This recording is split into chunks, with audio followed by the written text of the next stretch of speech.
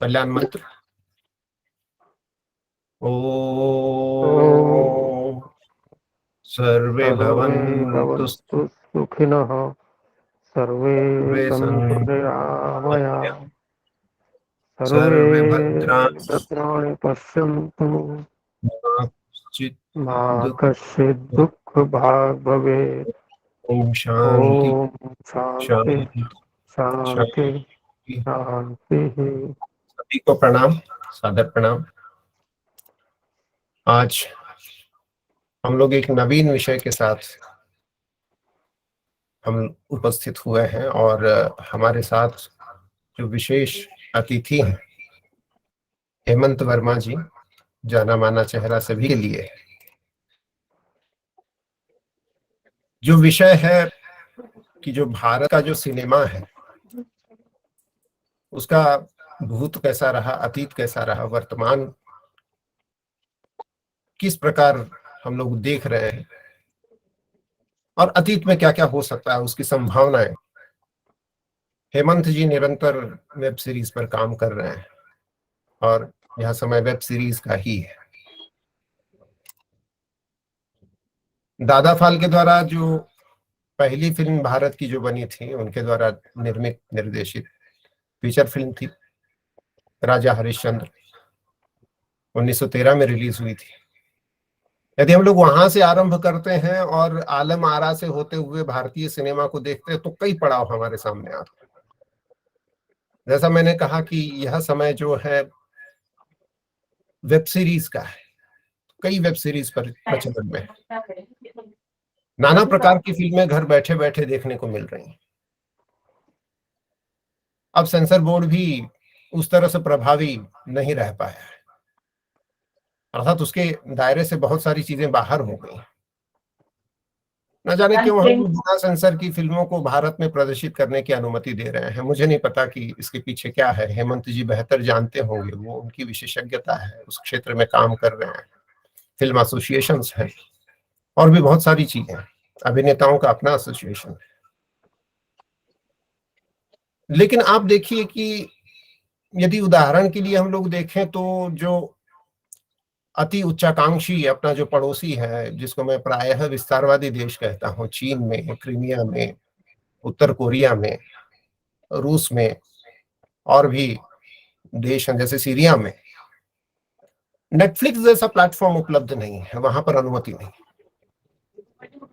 ना कुछ बनाना और परोसना चाहिए, इसको अधिकांश निर्माता निर्देशक भूल चुके हैं, ऐसा मुझे लगता है। यदि मैं गलत हूं तो हेमंत जी, स्वर्ण दीदी भी उस क्षेत्र में काम कर चुकी हैं और हमारे कार्यकारी अध्यक्ष सोमदत्त शर्मा जी भी दूरदर्शन से, सॉरी, आकाशवाणी से जुड़े रहे हैं, तो वे जानते होंगे, तो वे बताएंगे। तो आप देखिए कि मुझे ऐसा लगता है कि क्या परोसना चाहिए फिल्मों के माध्यम से, ये प्रायः अधिकांश निर्माता निर्देशक भूल चुके हैं। उसमें भी हिंदी सिनेमा की यदि गहराइयां जांचने पर रखने लग जाए तो लगता है कि हम लोग कहाँ जा रहे हैं और उस पर कई सत्र हो सकते हैं। इधर दक्षिण की फिल्मों का बोलबाला रहा है, सबको आकर्षित उन फिल्मों ने किया है। बाहुबली से भी ले लें, वहां से आरंभ करके हाल हाल में जो ट्रिपल आर आई, RRR। तो मुद्दा यह है कि कहाँ चूक हो रही है और क्या चूक हो रही है। हमारा उद्देश्य राष्ट्रभावी सिनेमा की आवश्यकता को रेखांकित करने का है। परोसने वालों ने अपना विवेक भले ही खो दिया हो, हमें अपने सत्सद विवेक को जागृत रखने की आवश्यकता है ताकि एक परिष्कृत जीवन की नींव को हिलने और गिरने से बचाया जा सके। हमारे साथ फिल्मों के विशेषज्ञ हैं, हेमंत जी हैं, दीदी अभी जुड़ी हैं कि नहीं मैं देख नहीं पा रहा हूँ, दीदी भी उस क्षेत्र में पटकथा लेखक रह चुकी हैं। सोमदत्त जी हमारे रेडियो नाटक लिख चुके हैं, कई रेडियो नाटक रूपक लिख चुके हैं। सरस जी का अभी अभी हाल में एक रेडियो रूपक आया था। तो कई क्षेत्रों में अपने लोग राष्ट्रभावी या फिर राष्ट्र की भावना को ध्यान में रखते हुए निरंतर यह कार्य कर रहे हैं। तो दीदी यदि नहीं जुड़ी हैं तो मैं हमारे वक्ताओं का स्वागत करते हुए आगे बढ़ा जा सकता है। दीदी अभी नहीं जुड़ी है। ठीक। हमारे साथ हेमंत वर्मा जी हैं, और हेमंत वर्मा जी लगभग 15 वर्षों से फिल्म पत्रकारिता में काम कर चुके हैं, और वर्तमान में लेखक हैं, फिल्म लेखक हैं, निर्माता हैं, निर्देशक हैं। और इन सब में जो विशेषता आपकी है, या विशेषज्ञता कह लीजिए, है वो है डॉक्यूमेंट्री फिल्म निर्माण की। भारत की विलुप्त हो रही लोक कलाओं पर डॉक्यूमेंट्री आपने बनाई, वो एक महत्वपूर्ण पक्ष है। आपने माँ भारती की स्वतंत्रता के लिए संघर्ष करने वाले गुमनाम क्रांतिकारियों की जीवन पर आधारित वेब सीरीज गदरनामा का लेखन, निर्माण और निर्देशन किया है। साहित्यिक लेखन की दृष्टि से यदि बात की जाए, क्योंकि साहित्य और सिनेमा को हम वैसे अलग नहीं देखते हैं, फिर भी यदि साहित्यिक लेखन की दृष्टि से देखें तो बुंदेलखंड के युवराज लाला हरदौल की जीवनी पर आधारित आपका उपन्यास अभी प्रकाशनाधीन है, और हम सब उसकी प्रतीक्षा कर रहे हैं। एक और संत शिरोमणि नामदेव महाराज की जीवनी पर भी एक आप डॉक्यूमेंट्री बना रहे हैं। तो सर, आपका बहुत बहुत स्वागत है कि आप अपने व्याख्यान से हम सबको जागृत करें कि किस तरह से यह राष्ट्र भावी चेतना सब में फिल्म निर्माण कर सकती हैं, और क्यों आवश्यक है, इस पर हम लोग पुनर्विचार करें। आपका हार्दिक स्वागत है। आप लोगों का बहुत बहुत धन्यवाद। जो मेरे से बड़े हैं उनको सादर प्रणाम, जो मेरे हम उम्र हैं उनको नमस्कार, छोटों को बहुत बहुत प्यार। ये मेरा सौभाग्य है कि इस प्लेटफॉर्म पर बोलने का मुझे मौका मिला। सोमदत्त जी ने मुझे बताया। और आनंद जी, शायद आपको ध्यान होगा कि कुछ 1-2 साल पहले एक राष्ट्रवादी फिल्म संस्थान बना था, शुरुआत हुई थी, लेकिन वो आगे पता नहीं क्या हुआ, बढ़ नहीं पाया कुछ। हो सकता है अभी कुछ और उन्होंने और कुछ किया हो। तो तभी से मैं आपको जानता हूँ, और सोमदत्त जी से भी तभी मेरा मतलब जुड़ा हुआ था। और उसके बाद से मैंने अपना जो मतलब काम करने का जो तरीका था वो ये है कि मैं थोड़ा सा ऑब्सेस हूँ अपनी लोक कलाओं को लेके, अपनी विधाओं को लेके, हमारी जो संस्कृति है उसको लेके। लेकिन आज मेरे को बोला गया कि यहाँ पे सिर्फ अपना राष्ट्रवादी फिल्मों के बारे में ही बात करनी है। तो पहले क्या था, अब क्या है, और उसका फ्यूचर में क्या पॉसिबल हो सकता है। स्वर्ण मैडम, बहुत बहुत नमस्कार, प्रणाम। सर, राष्ट्रवाद की परिभाषा तो मतलब जहां तक लोगों का मानना है वो ये है कि भाई राष्ट्र देश के प्रति प्रेम हमारे अंदर होना चाहिए, वो राष्ट्रवाद लोग मानते हैं। लेकिन मेरे हिसाब से देश के प्रति प्रेम ही काफी नहीं है, उसकी मतलब बहुत ही व्यापक व्याख्या मैं समझता हूँ। तो उसके अंदर राष्ट्र प्रेम के साथ साथ में हमें राष्ट्र की संस्कृति से भी प्रेम होना चाहिए, राष्ट्र के कलाओं से भी प्रेम होना चाहिए, राष्ट्र के कायदे कानून से भी प्रेम होना चाहिए। अभी मोस्टली हम लोग देखते हैं कि 26 जनवरी या 15 अगस्त पे खासतौर पर मैंने नोटिस किया है कि हाथ में झंडा लिए, गाड़ियों पर झंडा लगाए लोग जो है अपना चले जा रहे हैं, और लेकिन सिग्नल तोड़ देते हैं। तो मैं तो उसको राष्ट्रवादी नहीं मानता। भले ही वो झंडा लेके चल रहा है, लेकिन अपना एक कानून है, उसको भी तो आप इज्जत करें। तो मेरा ये मानना है कि हम अगर समाज में रह रहे हैं, किसी देश में रह रहे हैं, तो उसकी हर चीज की हमको वैल्यू करनी चाहिए, तभी हम एक राष्ट्रवादी कहला सकते हैं। नहीं तो सिर्फ खाली एक 26 जनवरी को झंडा वंदन करने से, 15 अगस्त को झंडा वंदन करने से हम राष्ट्रवादी नहीं हो जाते। तो आजकल के युवाओं में ये देखने को मिल रहा है, कुछ पढ़े लिखे लोग भी ऐसा करते हैं कि कायदे कानून का कोई ध्यान नहीं रखता है। खैर छोड़ी, हम बात करते हैं अपनी फिल्मों की। तो सर, फिल्मों में अगर देखा जाए तो 1947 के बाद जो है हमारे यहाँ पे फिल्मों का जो प्रोडक्शन हुआ, तो उसमें एक फिल्म आई अपना नया दौर 1957 में। उसको हम कुछ हद तक, क्योंकि उसमें एक टेक्नोलॉजी का रूपांतर दिखाया गया था कि मतलब एक नॉर्मल लाइफ से एक टेक्नोलॉजी की लाइफ में अगर जाते हैं तो एक नया दौर शुरू होता है। तो देश प्रेम की भावना भी है, सारी चीजें हैं, कल्चर भी दिखाया गया है उसमें, अपना इंडियन कल्चर जो है उसको भी उन्होंने संभाल के रखा है। तो मैं उस फिल्म को एक राष्ट्रवादी के हिसाब से देखता हूँ। उसके बाद में आपके एक मदर इंडिया को लोग बहुत से लोग बोलते हैं कि वो एक राष्ट्रवादी फिल्म है, बट मैं उसको नहीं मानता, क्योंकि उसमें सिर्फ एक सोशल सब्जेक्ट हम उसको बोल सकते हैं, उसको राष्ट्रवादी का आप ठप्पा नहीं लगा सकते। एंड एक 1964 में एक फिल्म आई हकीकत, जो कि एक वॉर फिल्म थी, बहुत अच्छी फिल्म थी। उसको मैं मानता हूँ कि वो राष्ट्रवादी फिल्म थी, क्योंकि जब तक आप किसी फिल्म के साथ में, उसके कथानक के साथ में ऑडियंस जुड़ती नहीं है, तो मतलब हर मायने में, चाहे वो उसका म्यूजिक हो, चाहे उसकी संस्कृति हो, चाहे उसका सिनेमाटोग्राफी हो, चाहे उसका सब्जेक्ट हो, तो अगर हम ऑडियंस उसके साथ में जुड़ जाती है तो वो फिल्म सक्सेस होती है। और वो एक वॉर फिल्म होते हुए भी उसने बहुत कुछ सीखने को मिला। और सबसे बड़ी बात यह है कि जब आज भी उस मतलब जो उन फिल्मों के जो है वो गाने हमको सुनने को मिलते हैं 15 अगस्त से 26 जनवरी। आजकल के गाने, उस तरह की फिल्मों के गाने आजकल बनने ही बंद हो गए हैं। उसके बाद सर एक आई शहीद, सन 1965 में मनोज जी की फिल्म थी। वो फिल्म मैं भूल नहीं पाता हूँ। जब भी मतलब कभी भी अगर पेट्रोटिक फिल्म की बात आती है तो सबसे पहले वो फिल्म मेरे सामने आके खड़ी होती है, क्योंकि वो फिल्म एक ऐसी फिल्म थी जिसको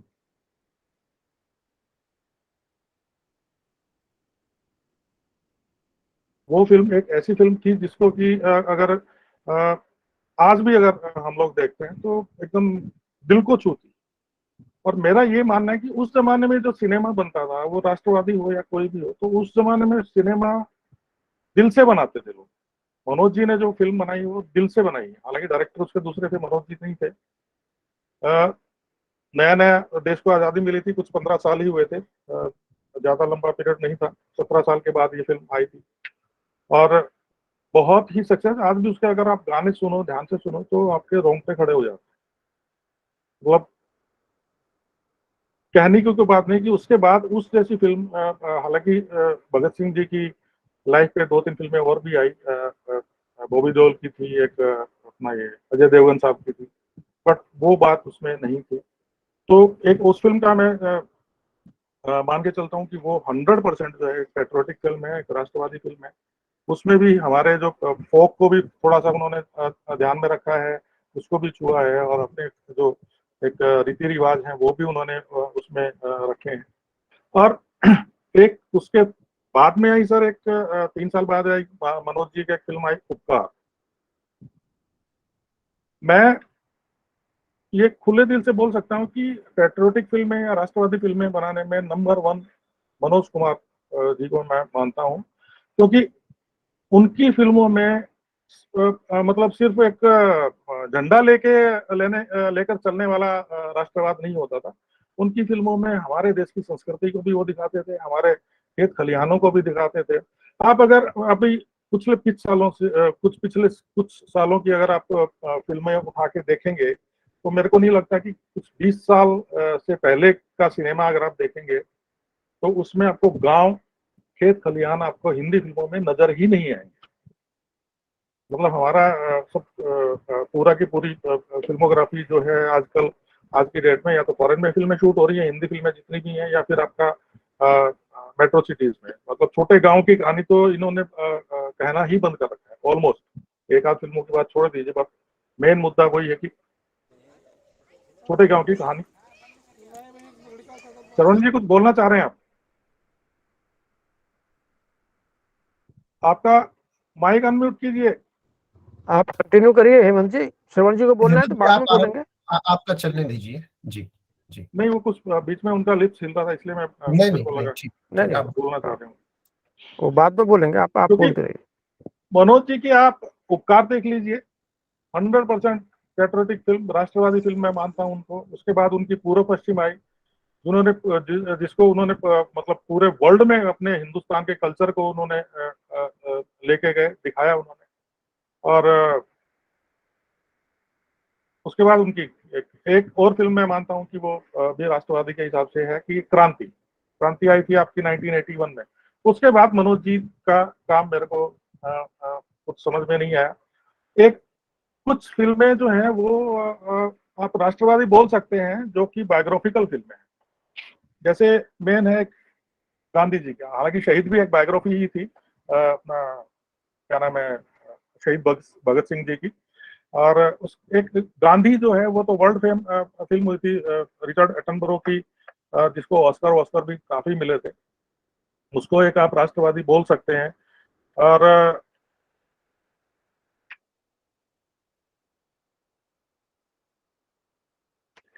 इसी तरह की कुछ फिल्में जो हैं आपकी, जो बायोग्राफिकल फिल्में हैं आपका, नेताजी पे भी एक फिल्म आई थी, नेताजी सुभाष चंद्र बोस करके, फॉरगॉटन हीरो के नाम से, राम बेनेगल साहब की, तो वो भी फिल्म याद कर सकते हैं। एक 2005 में आई सर, एक मंगल पांडे। मंगल पांडे को भी हम मान सकते हैं कि वो भी एक बायोग्राफिकल फिल्म थी, लेकिन पेट्रोटिक बोल सकते हैं, राष्ट्रवादी बोल सकते हैं। एक सबसे बड़ी फिल्म को मैं राष्ट्रवादी में मानता हूँ, लगान, क्योंकि उसमें उस फिल्म को देखते टाइम पे आपके अंदर एक राष्ट्र की भावना पैदा होती है। और मैं ये मान के चलता हूँ कि अगर आप फिल्म देख रहे हो और उसके उस टाइम पे आपको ये लगे कि यार मेरा देश मेरे से आगे, मेरा देश मेरे से पहले है, तो मैं राष्ट्रवादी मानता हूँ। ये तो सर राष्ट्रवादिता के नाम पे बहुत फिल्में बनी हैं, लक्ष्य बनी है, स्वदेश बनी है, अब तुम्हारे हवाले वतन साथियों, और चक दे इंडिया वगैरह वगैरह। और बहुत सी फिल्में, अभी एक रिसेंटली मैं आपको बता दूं कि कुछ साल पहले, ये दो दो तीन साल पहले ये पीरियड में आई है आपकी मंगल मिशन, एक आई है। उसको हम राष्ट्रवादी बोल सकते हैं, क्योंकि उसमें देश को आगे ले जाने की बात करते हैं, अपनी बात नहीं कर रहा है, देश को आगे ले जाने की बात करते हैं। और एक पूरी एक पूरी को मैं एक शुद्ध मिशन, एक मिशन के तौर पे देखता है कि वो एक मिशन की फिल्म है, एक मिशन था उस फिल्म में कि भाई ये हमको एक प्रोजेक्ट हमको दिया गया है, वो हमको खत्म करना है। बाकी इससे ज्यादा मैं उसको कुछ नहीं मानता। मैं उसको मतलब देशभक्ति वाली बात, ठीक है, एक सैनिक की कहानी है, सैनिक का एक काम है, मिशन पे हम गए, हम जीत के आ गए, बट मैं उससे ज्यादा उसको नहीं मानता सर। तानाजी एक फिल्म आई अनसंग वॉरियर 2020 में, अजय देवगन साहब की, वो भी एक राष्ट्रवादी फिल्म आप कह सकते हैं, क्योंकि अनसंग हीरो थे तानाजी के बारे में, लोगों को पता नहीं था, लेकिन उन्होंने उस फिल्म के थ्रू हमको पता चला कि वैसा भी कोई कैरेक्टर था जिसने देश की आजादी के लिए अंग्रेजों से लोहा लिया। और एक फिल्म आई सर 2018 में मेघना गुलजार की, तो याद होगा, राजी। उस फिल्म में भी वही भावना थी जो मैं बता रहा हूँ कि अपने से ऊपर अपने से ऊपर उठ के देश के बारे में सोचना। उस फिल्म में भी जो कैरेक्टर था राजी का, उसने वही था कि उसने अपने बारे में नहीं सोचा, उसने देश के बारे में सोचा, तो उसने अपनी लाइफ पूरी सेक्रीफाइस की, अपने दुश्मन कंट्री में जाके रही है वो। तो वो भी एक फिल्म मेरे को बहुत पसंद आई ऑनेस्टली। और सर ये कुछ फिल्में हैं जिनका जी मैंने जिक्र किया। इनके अलावा वैसे तो क्रांतिवीर थी आपका, स्वदेश है आपकी, तिरंगा है, बट ये फिल्में सर मैं कमर्शियल फिल्में मानता हूँ इनको। जितनी भी फिल्में हैं कमर्शियल वैल्यू है इनमें, एक स्टार वैल्यू है। एक्चुअल में सर हो क्या रहा है हमारे यहाँ पे, अभी आनंद साहब ने बोला था कि हमारा जो सिनेमा है कुछ सालों से, हिंदी सिनेमा बहुत पिछड़ सा गया है, तो उसकी वजह क्या है सर? उसकी वजह मैं आपको बताता हूँ। उसकी वजह ये है, पहले जो फिल्में बनती थी 80s से पहले की मैं बात कर रहा हूँ, उस टाइम पे फिल्म फिल्म बनती थी सर, प्रपोजल नहीं बनते थे, प्रोजेक्ट नहीं बनते थे। एक अगर किसी प्रोड्यूसर को फिल्म, मान लीजिए राज कपूर साहब को फिल्म बनानी है, वो अपने राइटर को बुलाते थे, यार ऐसा ऐसा थॉट मेरे दिमाग में चल रहा है, आप इस पर कहानी लिखिए। पहले फिल्म की कहानी लिखी जाती थी सर। कहानी लिखने के बाद में फिर डायरेक्टर ये डिसाइड करता था कि इसमें आर्टिस्ट कौन होंगे, करेक्टर के हिसाब से उसकी कास्टिंग होती थी। कास्टिंग के फिर उसके बाद में अपना गीतकार को बुलाया जाता था कि भाई ये कहानी है, इसमें आप देखो, हमको यहाँ यहाँ पे ये सिचुएशन पे मेरे को गाने चाहिए, तो डायरेक्टर उनको बोलता था। गाने पहले नहीं लिखे जाते थे वहां पे, मतलब सॉन्ग बैंक यूज में से गाने यूज नहीं होते थे, वो कहानी के सिचुएशन के हिसाब से गाने लिख के डायरेक्टर अपना लेता था। उसके बाद म्यूजिक डायरेक्टर को बुलाया जाता था कि साहब ये गाने हैं, इनका आपको म्यूजिक बनाना है, आप इसको बना के दीजिए। तब म्यूजिक डायरेक्टर उस पर, उन गानों पे मेहनत करता था। एक एक गाने पे सर आपको पता होगा कि एक एक गाने की रिकॉर्डिंग में 10-10 दिन लग जाते थे, क्योंकि उस टाइम पे ये डिजिटल सिस्टम नहीं था, सारी चीजें लाइव होती थी कि म्यूजिशियंस भी साथ में बैठे हैं, आपके अपना जो सिंगर्स भी हैं वो भी साथ में ही हैं, और अरेंजर सब पूरा एक, अगर किसी एक आदमी ने भी अगर मान लीजिए गलती कर दी तो पूरा का पूरा रिटेक होता था। आज की तरह फैसिलिटी नहीं है कि साहब बीच में जब पंच कर देंगे साहब हो गया काम, ठीक है।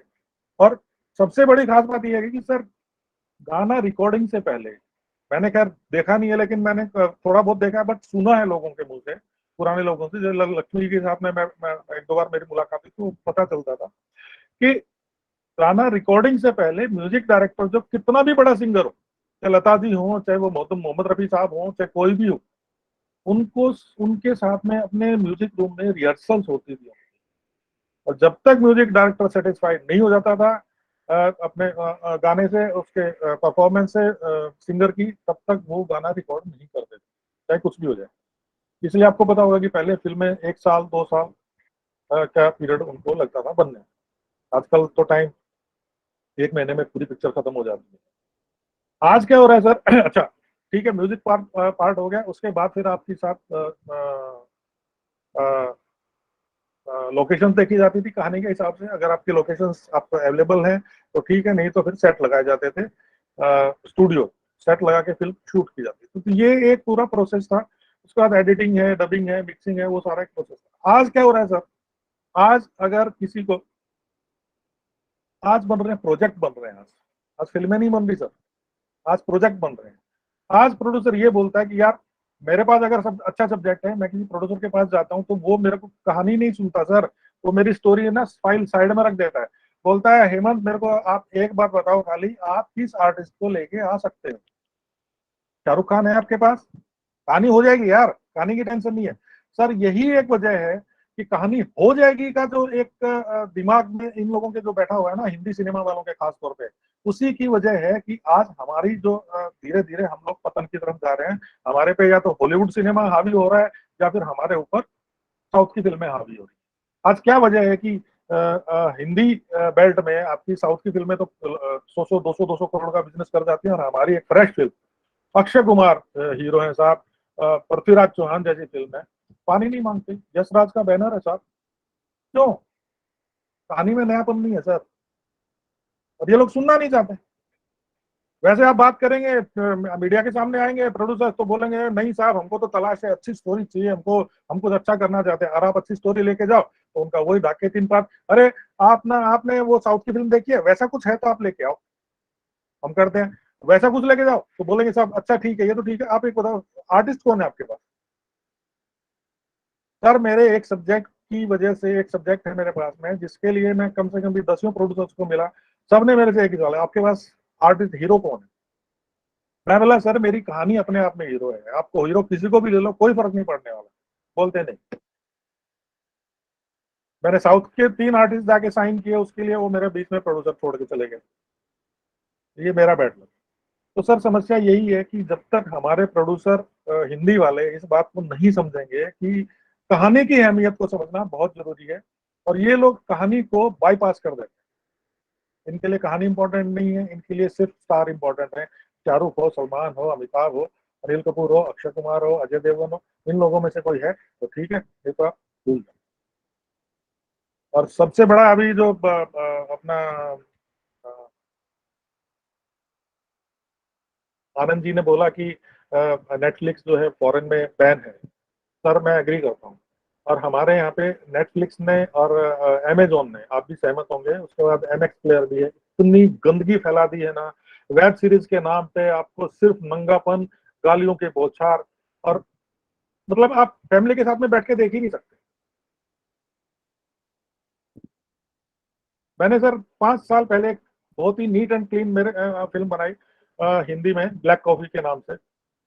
जिस दिन फिल्म सेंसर होनी थी, सेंसर बोर्ड से फिल्म के शो के बाद में जो मेंबर्स होते हैं उनका मेरे पास एक फोन आया, बोलता है सर हमने कई महीनों बाद कई महीनों बल्कि भी कई साल बाद हमने किसी फिल्म को यू सर्टिफिकेट दिया है, इसलिए हम आपको फोन पे बात कर रहे हैं। ऐसी फिल्म मेरी 6 साल से मैं वेट कर रहा हूँ, मेरी फिल्म बिकी नहीं है, मैं 50 लाख रुपया लगा के घर में बैठा हुआ।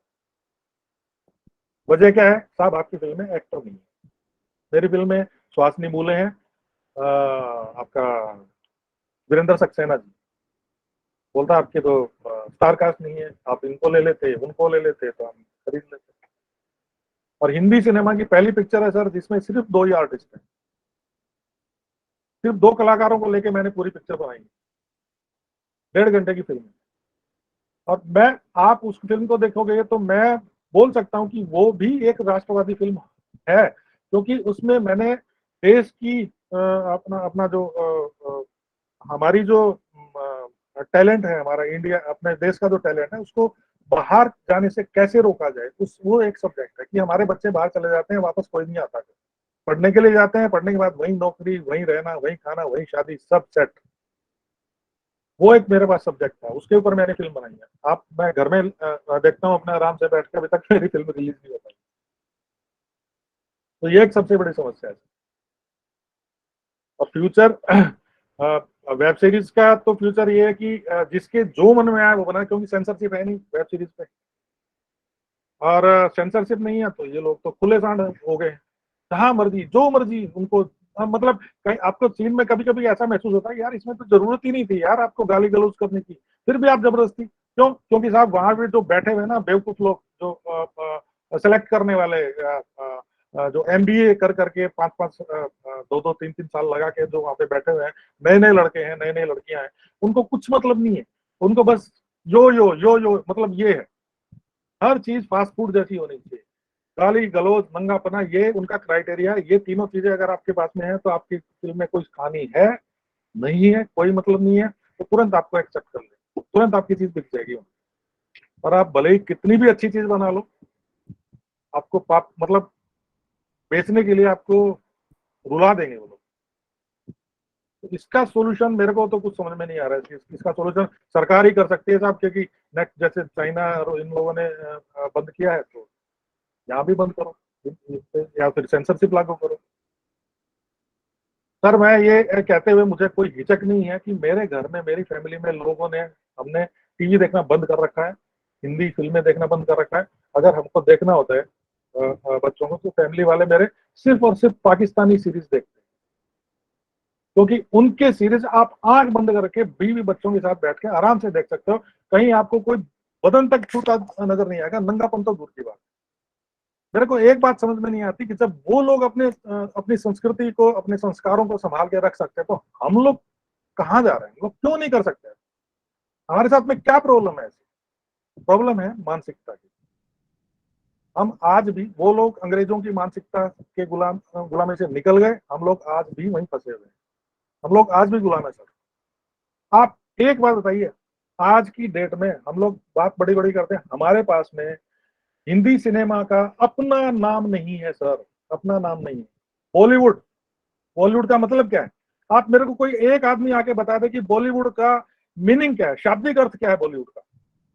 जस्ट हॉलीवुड की कॉपी करनी है साहब आपको। मद्रास में फिल्में बन रही है तो बॉलीवुड, पंजाब में बन रही है तो बॉलीवुड, कर्नाटक में बन रही है तो कॉलीवुड। क्या मतलब है भाई? इसका किसी के पास जवाब नहीं है। ये अपना नाम तो अपना ले लो यार, फिल्में तो बनती रहेंगी बाद में, अपना नाम ही नहीं है हमारे पास, आगे फिल्मों के बारे में क्या सोचेंगे सर? सर स्थिति बड़ी दुखद है। मैं एज ए फिल्म मेकर, जैसा मेरे को लग रहा है कि मुझे ऊपर वाले ने शायद इसलिए भेजा कि भाई कुछ जाके धरती पे थोड़ा ढंग का काम कर ले, इसलिए मेरे को ये विधा दी। अभी आप शायद जानते होंगे कि जसपाल कौर मैडम है, चंडीगढ़ में पढ़ाती हैं वो, अपने उसमें संस्था में, फिल्म वाली संस्था में जुड़ी हुई थी वो। तो वो मेरे पर्सनल टच में थी, तो उन्होंने बोला कि सर मैं, मेरे को फिल्म राइटिंग में थोड़ा शौक है, तो हमको, मैं कुछ करना चाहता हूँ। तो मैं, उन्होंने अपना काम दिखाया, मेरे को अच्छा लगा। मैंने बोला मैडम एक काम करते हैं, हम लोग शहीदों पे कुछ काम करते हैं, तो करतार सिंह सराभा पे रिसर्च शुरू करते हैं। तो उन्होंने रिसर्च शुरू किया करतार सिंह सराभा साहब पे। चंडीगढ़ में रहती हैं, तो पंजाब के करतार साहब हैं, तो बेचारी इधर भाग उधर भाग, ये कर वो कर। फिर उनका एक दिन फोन आया कि सर मैंने अपनी तरफ से तो कर लिया, लेकिन एक बार आपको जालंधर आना पड़ेगा, क्योंकि मैं अकेली नहीं जा सकती वहाँ पे। मेरी बात हो गई है, मैं मुलाकात हो गई है, लेकिन चीजें जो समझनी है आपको एज ए फिल्म मेकर वो आपको समझ में आएंगी। आप एक बार आ जाइए सर।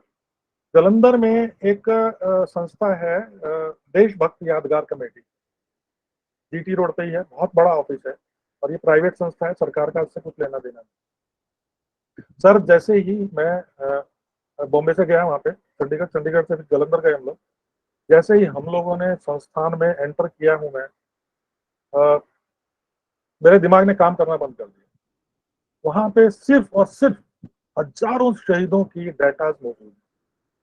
फर्स्ट फ्लोर पे जो ग्राउंड फ्लोर है उनका, वहां पे उन्होंने लाइब्रेरी बना रखी है, कम से कम भी लाखों की तादाद में उनके पास बुक्स हैं शहीदों से रिलेटेड, रिसर्च पेपर्स हैं, डॉक्यूमेंट्स है, ओरिजिनल केसेस जो थे इनके, शहीद भगत सिंह के बोलो, करतार सिंह सराभा के बोलो, या फिर आपके सरदार उधम सिंह के बोलो, उनके जो ओरिजिनल केस हैं उनके सबके केस फाइल उनके पास में मौजूद, जेरोक्स उन्होंने मंगवा के रखे हैं। अगर कोई रिसर्च करना चाहता है तो आगे बैठ के आराम से पढ़ के कर सकता है। सर वहां पे मैंने देखा कि जो भगत सिंह, राजगुरु और इनको सुखदेव जी को जो फांसी की सजा दी थी लाहौर जेल में, उस फांसी वाले एक मतलब एरिया का जहाँ पे फांसी दी थी, उसका एक उन्होंने रेप्लिका बनाया हुआ है, एक सीन क्रिएट किया हुआ है जहाँ पे फांसी का फंदा, ये वो सब। सर मेरे आंसू तो आए नहीं, और मैं बाकी मेरे में रहा, ऑनेस्टली बता रहा हूँ। उसी दिन मैंने डिसाइड कर लिया था कि मैं ये जो अनसंग हीरोज हैं, जिनके बारे में हम आज शहीदों की बात करें तो हमारे सामने 10 आदमी हमारे उंगलियों पे खत्म हो जाते हैं, 10 से ज्यादा हम बता नहीं पाते किसी के सामने। भगत सिंह आजाद, भगत सिंह, चंद्रशेखर आजाद, सुखदेव, राजगुरु, सुभाष चंद्र बोस, सरदार उधम सिंह, क्योंकि वो भी अभी फिल्म आ चुकी है इसलिए, और दो चार नाम, और उसके आगे कोई बढ़ ही नहीं पाता है। सर मैंने उसी दिन डिसाइड कर लिया था कि मैं इन पे काम करूंगा, मैं इनको एक अपने प्लेटफॉर्म पे लेके आऊंगा। जैसा भी मैंने शुरुआत में ये सोच लिया था कि फाइनेंस मेरे को कहीं से मिलने वाला नहीं है, तो मैं उस हिसाब से काम करूंगा ताकि मेरे जेब में जितने पैसे हैं मैं उसके हिसाब से मैं अपना काम करता रहूं, कोई रुकावट ना आए।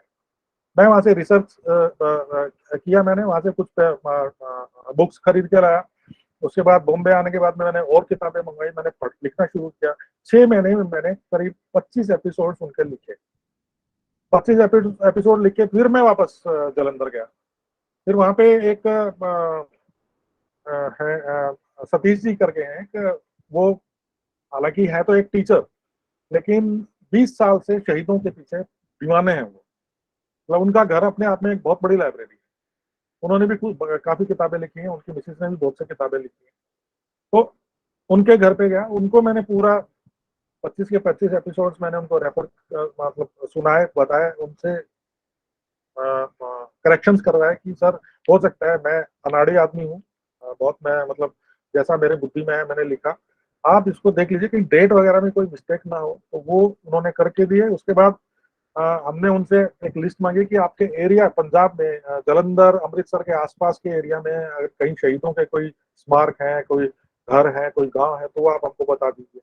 वो हमने लिए। फिर हम लोग 8-10 दिन वहां पे शूटिंग किया, अपना शूटिंग करके वापस आए। तब मैंने ये गदरनामा मेरा शुरू किया। इसके 3 एपिसोड आ गए हैं, चौथा अभी एडिटिंग टेबल पे है, तो वो नेक्स्ट वीक में आपके पास आ जाएगा। तो सर ये मैं अपने बलबूते पे कर रहा हूँ, मेरे को कहीं से कोई फाइनेंशियल हेल्प मेरे को कहीं से एक पैसे की भी नहीं है। हर एपिसोड में कम से कम भी आप देखते होंगे, मैडम आपने भी देखा होगा, क्वालिटी देखी होगी उसकी एपिसोड की, क्योंकि आपका आज मैंने कमेंट पढ़ा था मेरे एक एपिसोड पे, सोनलता मैम। हाँ, तो 20 से 25 हजार रुपया एक एपिसोड पे मेरा खर्च हो जाता है आराम से। बट ठीक है, मैं कर रहा हूँ, मेरा एक शौक है, मेरा पैशन है, तो मैं कर रहा हूँ। सेकंड थिंग, मैं इसको अपना एक फर्ज मानता हूँ सर। मैं इसको एक प्रोग्राम मान के नहीं चल रहा हूँ, मैं इसको एक मिशन लेके चल रहा हूँ कि मेरे को हर हो सकता, मतलब मेरी कोशिश ये है कि मैं हर आदमी तक ये बात पहुंचाऊं कि भाई हमको बताया गया है कि गांधी जी ने शुरू किया, लेकिन सर गांधी जी से पहले राम सिंह कुक्का ने वो आंदोलन शुरू किया था 1870 1850 के आसपास। तो वो असलियत मैं चाहता हूँ कि लोगों को पता चले कि एक्चुअल में क्या है क्या नहीं। हमको आज तक यही पढ़ाया गया था कि भाई 1857 में पहली लड़ाई शुरू हुई थी, जबकि 1850 में तो हमारे यहाँ पहला शहीद हो चुका था वहां पे सिंगापुर में। तो सर ये चीज है। सेकंड थिंग, मैं एक फोक पे काम कर रहा हूँ, जो हमारी लोक कलाएं हैं, लोक विधाएं हैं,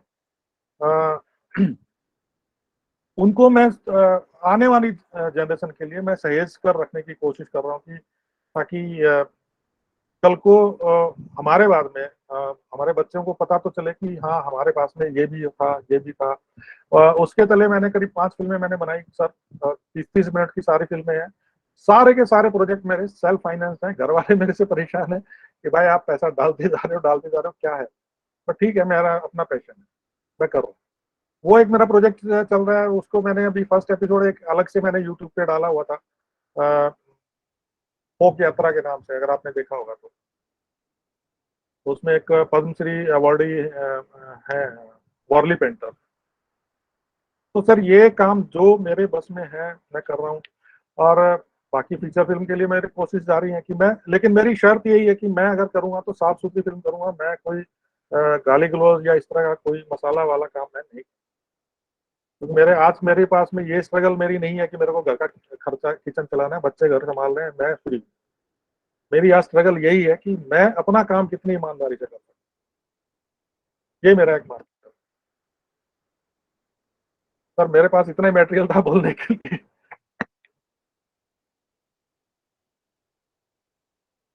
नहीं, आपने बहुत सारी बातें समेट ली हैं, और एक तरह से जो राष्ट्रवादी भावधारा है उसके प्रति आपने हम सबको जागृत करने का प्रयास किया है।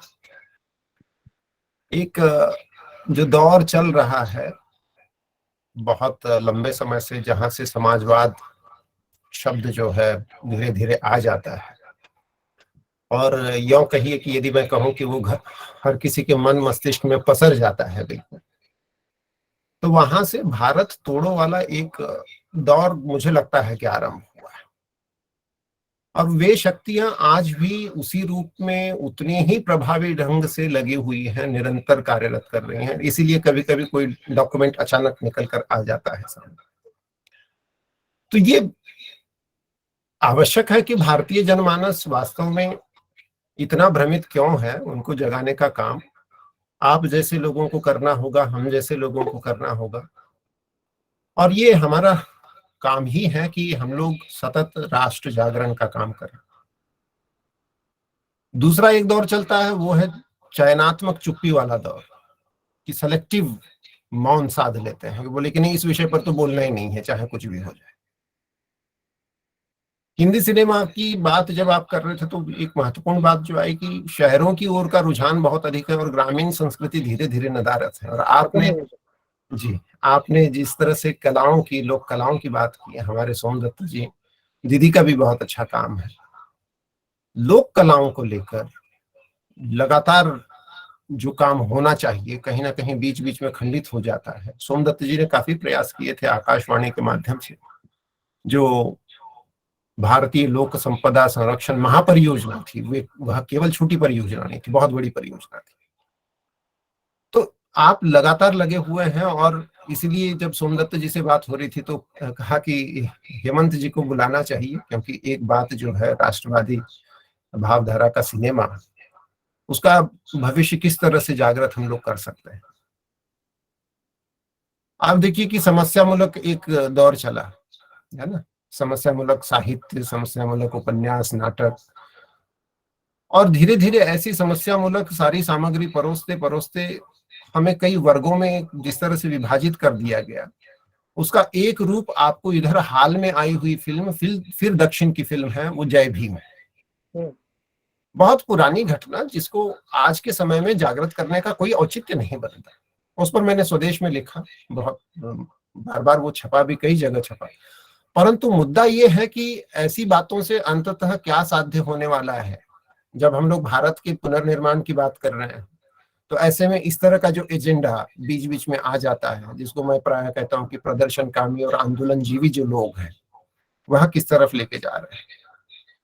फिल्में कथा आधारित नहीं रह गई हैं, ये बहुत सच बात है, अभिनेता आधारित हो गई हैं। पहले संगीत के घराने हुआ करते थे, आजकल फिल्मों के घराने हो गए हैं कि भाई साहब किसका घराना है और किसका बेटा काम करेगा उसमें, कौन किसकी बेटी काम करेगी। तो लॉन्चिंग उन्हीं की हो रही है। तो जो जड़ों से जुड़े हुए जो लोग हैं वे आगे नहीं आ पाते हैं, उनको मौके नहीं मिल पाते। ये एक बहुत बड़ा मतलब आप कहिए कि जिनमें जो कला के गुण है, अभिनय के गुण है, वे गुण निखर नहीं पाते और उनको प्लेटफॉर्म नहीं मिल पाता। तो इसके लिए ठीक है, उस दृष्टि से कभी कभी लगता है कि मतलब थोड़ा सा सेंसरशिप यदि हम हमारे इन प्लेटफॉर्म्स पे भी आ जाए तो हो सकता है कि आप जैसे जो निर्माता निर्देशक हैं उनके लिए एक सहज सुविधा वाला प्लेटफॉर्म भी है वो, परंतु उस पर किस तरह से सेंसर होना चाहिए इसको लेकर पता नहीं सरकार क्या कर रही है। और आगे हो सकता है कि हम लोग उस पर निरंतर लिखते रहें, बोलते रहें तो चीजें बदलें। मुद्दा अंततः वही है कि देश से है प्यार तो हर पल ये कहना चाहिए, मैं रहूं ना रहूं भारतीय रहना चाहिए। मुद्दा ये होना चाहिए किसी भी सिनेमा का। बिल्कुल सर। आपका आपका बहुत बहुत आभार हेमंत जी कि आपने हम सब लोगों को जागृत किया, हमें समय दिया ताकि हम लोग थोड़ा सा और आपके माध्यम से लोगों को जागृत कर सकें।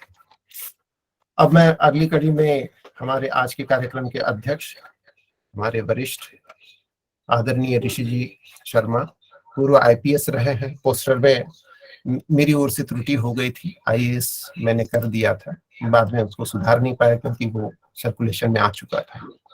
आप जेपी आंदोलन से जुड़े रहे हैं। विशेष बात तो मतलब सभी श्रोताओं के लिए ये है कि ऋषि जी अत्यंत सक्रिय रहे हैं अपने जीवन में। इलाहाबाद के मतलब आज की भाषा में जिसको कहते हैं ना कि प्रोडक्ट रहे हैं कहो, तो आप इलाहाबाद विश्वविद्यालय से पढ़े हैं।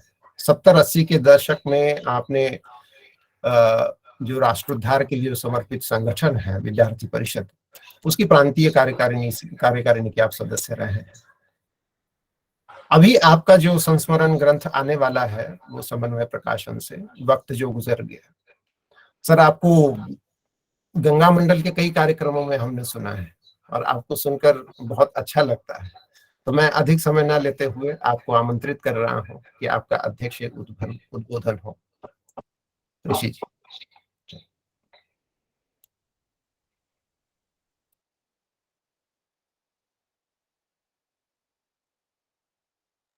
अनम्यूट कर लीजिएगा। जी आवाज आ रही? जी स्पष्ट। आदरणीय हेमंत जी, अखिल भारतीय राष्ट्रवादी लेखक संघ के कार्यकारी अध्यक्ष सोमदत्त शर्मा जी, डॉक्टर अरविंद पाटिल जी, डॉक्टर सोन अनिल जी, मेजर सरस त्रिपाठी जी एवं संगठन के सभी पदाधिकारीगण तथा साथियों, ये जो आज का विषय है इस पे हम लोग सोचते रहे हैं, लेकिन इस पे हमारी कोई विशेषज्ञता नहीं है। हेमंत जी ने बहुत विस्तार से इस पे प्रकाश डाला है और हमारा ज्ञानवर्धन हम सभी का किया है। इसके लिए वो साधुवाद के पात्र हैं। मैं उनसे बिल्कुल सहमत हूं और मेरी नजर में भी यही था कि राष्ट्रवाद की जो अवधारणा है और जिसको सच्चे रूप में मनोज कुमार जी ने अपनी फिल्मों में दर्शाया है और जिसमें उनका नायक कहता है कि भारत का रहने वाला हूं, भारत की बात सुनाता हूं, तो उनकी वो चीज अब काफी हद तक तिरोहित हो गई है और उस पर आपने काफी विस्तार से प्रकाश डाला है। 75 वर्षों में भारतीय सिनेमा के इतिहास में कई दौर आए हैं। एक बीच में ये भी दौर आया समानांतर सिनेमा का, जब भूमिका, मंथन, आक्रोश, सत्य अर्धसत्य जैसी फिल्में आई। उसके बाद 90 का दशक आया जिसमें बहुत कुछ एनआरआई मॉडल रहा और फिर 80 का दशक आया जो हीरो केंद्रित फिल्में बनने लगी। बहुत अच्छा है सिनेमा का जो दौर चला है अब तक का, उसमें कहीं बहुत निराश होने की जरूरत तो नहीं है।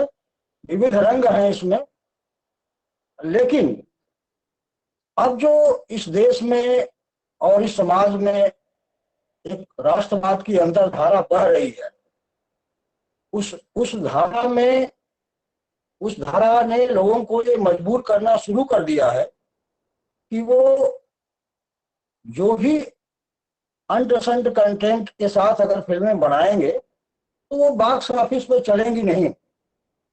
कंटेंट महत्वपूर्ण है, और महत्वपूर्ण ये है कि अगर आपका आचरण या आपके स्टेटमेंट्स देश को नीचा दिखाने वाले रहे हैं, देश विरोधी रहे हैं, और आपका कंडक्ट भारतीय संस्कृति जिस चीज को मान्यता नहीं देती उसको हाईलाइट करते हुए रहा है, तो विरोध होगा और हो रहा है। जो एक बाइकॉट ट्रेंड चला है आज के दौर में, हालांकि इनका ये जो अभिनेता है और ये लोग हैं, इनका इतना बड़ा एरोगेंस है, इतना घमंड है कि जिस जनता ने इनको सुपरस्टार बनाया और जिस जनता ने इनको इतनी धन संपदा दी, इतनी ऐशो आराम की जिंदगी दी, उसी जनता को चैलेंज करने वाले बयान कुछ नौसिखिए कलाकारों द्वारा देखने को मिले। लेकिन ये बहुत बड़ा एक ट्रेंड है जो हमारे भारतीय समाज में आया है, क्योंकि राष्ट्र भाव की जहां तक बात है, राष्ट्र देश नहीं है, राष्ट्र और देश में अंतर है। देश की एक भौगोलिक सीमा है, उसकी सुरक्षा सरकार का काम है, लेकिन राष्ट्र उससे बहुत बढ़कर, राष्ट्र अनंत है। उसमें किसी देश की सभ्यता शामिल है, संस्कृति शामिल है, संस्कार शामिल है, और उस समाज के शाश्वत मूल्य शामिल है। और हमारे देश के शाश्वत मूल्य तो प्रारंभ से जो ये कंसेप्ट रहा है कि वसुधैव कुटुंबकम, या जहां ये नारा दिया जाता रहा है कि धर्म की जय हो, अधर्म का नाश हो, प्राणियों में सद्भावना हो और विश्व का कल्याण हो। तो और सर्वे भवन्तु सुखिनः सर्वे सन्तु निरामयाः, ये नहीं कहा गया कि एक पर्टिकुलर कम्युनिटी का कल्याण हो, वही निरोग रहे। यहाँ तो प्राणी मात्र की सद्भावना उनमें व्याप्त हो, उसकी बात कही गई है।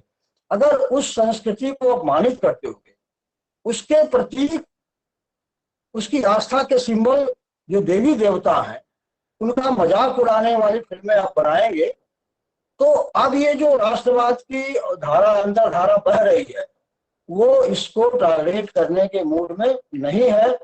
ये ये ये ये सिद्ध हो रहा है, दिखाई दे रहा है, परिलक्षित हो रहा है, और ये आगे भी ट्रेंड रहेगा।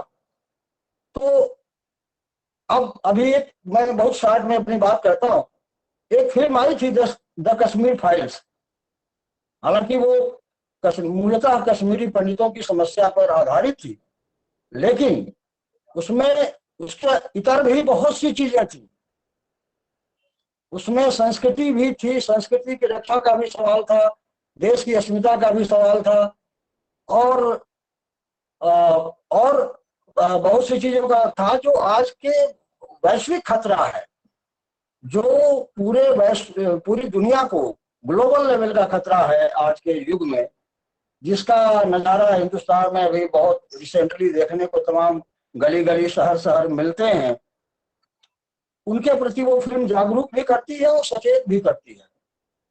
उसको तो बहुत कम स्क्रीन मिली थी, उसको तो एक comedy show the Kapil Sharma show ने इनवाइट ही नहीं किया था, उसको आमंत्रित आने ही नहीं दिया अपने यहाँ।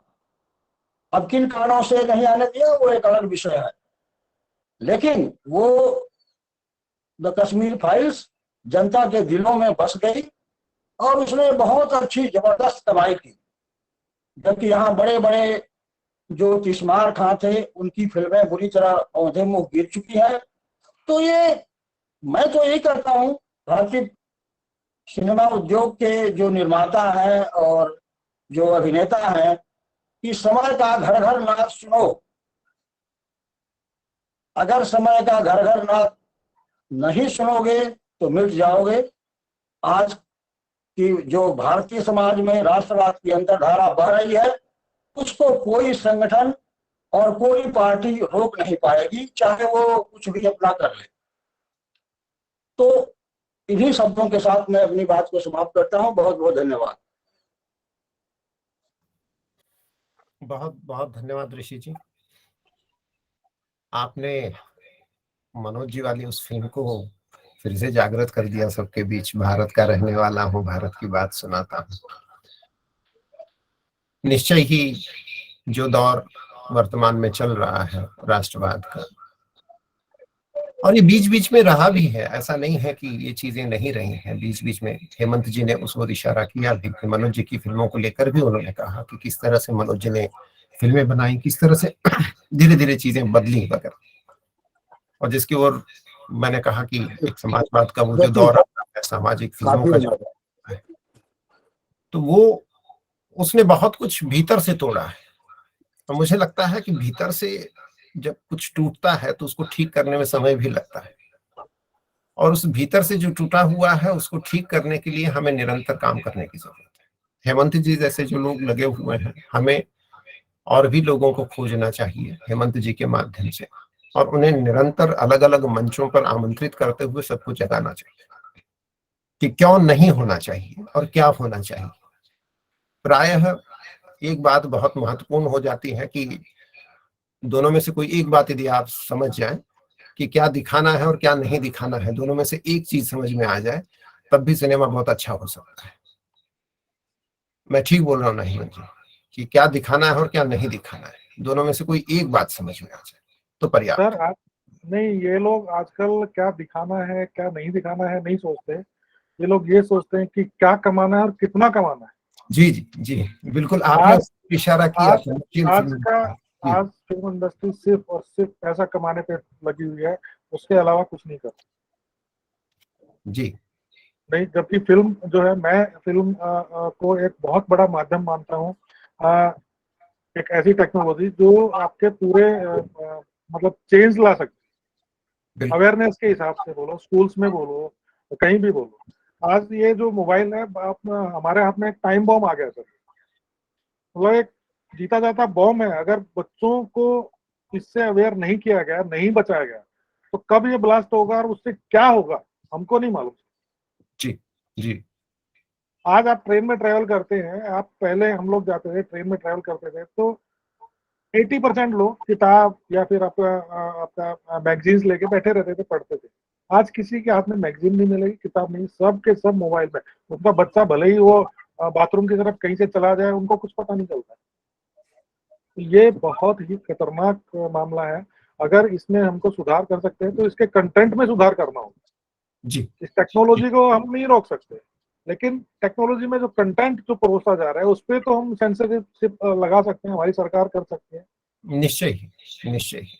आज हमको क्या मालूम हमारा बच्चा जो है वो पढ़ाई के बहाने मोबाइल पे क्या देख रहा है या क्या नहीं देख रहा है, हमको तो कुछ नहीं मालूम। जब तक हम उसका मोबाइल अपने हाथ में लेंगे तब तक वो चेंज कर देगा उसको, आप कुछ नहीं कर सकते। सबसे बड़ी समस्या मेरे को टेक्नोलॉजी की इसकी ये लग रही है। अब नहीं इसमें बिल्कुल आप जी जैसे लोग की जो सरकार पे थोड़ा दबाव डाल के या बोल के कि भाई सेंसरशिप बहुत जरूरी है कंटेंट के लिए, उसके बिना आप कंटेंट मत परोसिए। सबसे बड़ा उदाहरण सर आपका पड़ोसी देश का मैंने आपको सामने दे दिया।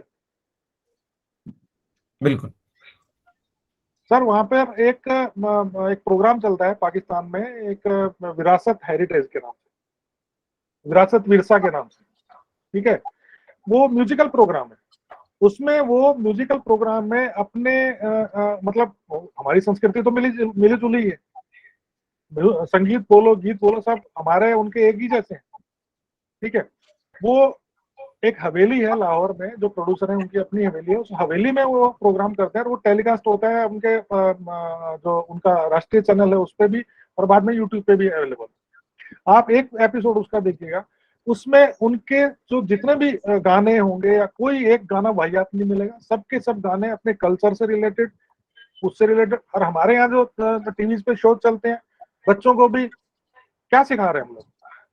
आप सोनी चैनल पे चले जाइए, जो बच्चों का सारे गामा पा फलाना ढिकाना दुनिया भर के टैलेंट हंट प्रोग्राम चलते हैं।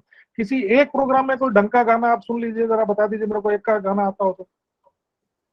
इन सब पे पाबंदी लगाना बहुत जरूरी है। एक आपको एक सरकार को गाइडलाइन जारी कर देनी चाहिए कि एटलीस्ट बच्चों को तो ये गंदगी मत परोसो यार। देश का निश्चय भविष्य है वो लोग। जी सर कभी कभी तो मतलब इतना गुस्सा आता है, लेकिन हम लोग असमर्थ हैं, क्या करें क्या नहीं करें। चैनल की में जाके आग लगा नहीं सकते। तोड़फोड़ कर नहीं सकते, मन में सोच के रह जाते हैं। कोशिश करते हैं कि हमको अगर कभी मौका मिला वहां तक जाने का तो हम बताएंगे हम क्या कर सकते हैं। प्रोग्राम बच्चों के लिए क्या होना चाहिए, बड़ों के लिए क्या होना चाहिए, औरतों के लिए क्या होना चाहिए। मेरी आप सभी बुद्धिजनों से यही विनती है कि इस मामले में आप लोग कुछ कीजिए। निश्चय ही हेमंत जी, हम लोग यही सारे विचार जानना चाह रहे थे। निश्चय ही कोई मार्ग हम लोग निकालेंगे, संवाद के माध्यम से ही कुछ हो सकता है। बहुत सारे लोग अलग अलग प्लेटफॉर्म से जुड़े हुए हैं और अलग अलग जगह फेसबुक के माध्यम से वगैरह सुन रहे होंगे, तो हमें यह निश्चय ही तय करना चाहिए कि हमारा कंटेंट कैसा होना चाहिए।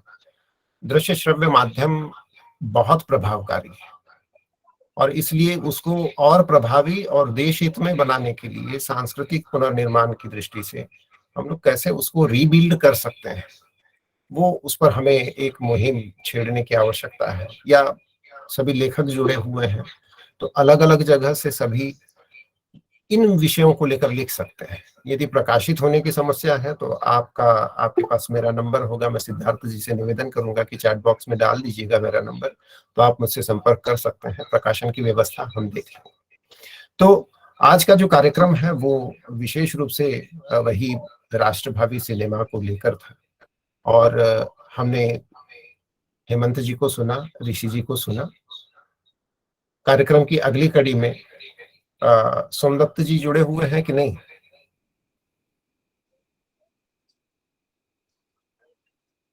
मैं यदि जुड़ा हूँ। हुए हैं तो जी भाई साहब, हमारे यहाँ पर अखिल भारतीय राष्ट्रवादी लेखक संघ में हम जिस भी सारस्वत वक्ता को, अतिथि को आमंत्रित करते हैं, यहाँ हमारी परंपरा है कि हम उन्हें मानद सदस्यता देते हैं। मैं सोमदत्त जी से निवेदन करूंगा कि वे हेमंत जी को और ऋषि जी को मानद सदस्यता प्रदान करें। दोनों प्रमाण पत्र, सम्मान पत्र आपको आपके ईमेल्स पर भेज दिए जाएंगे। सोमदत्त जी को।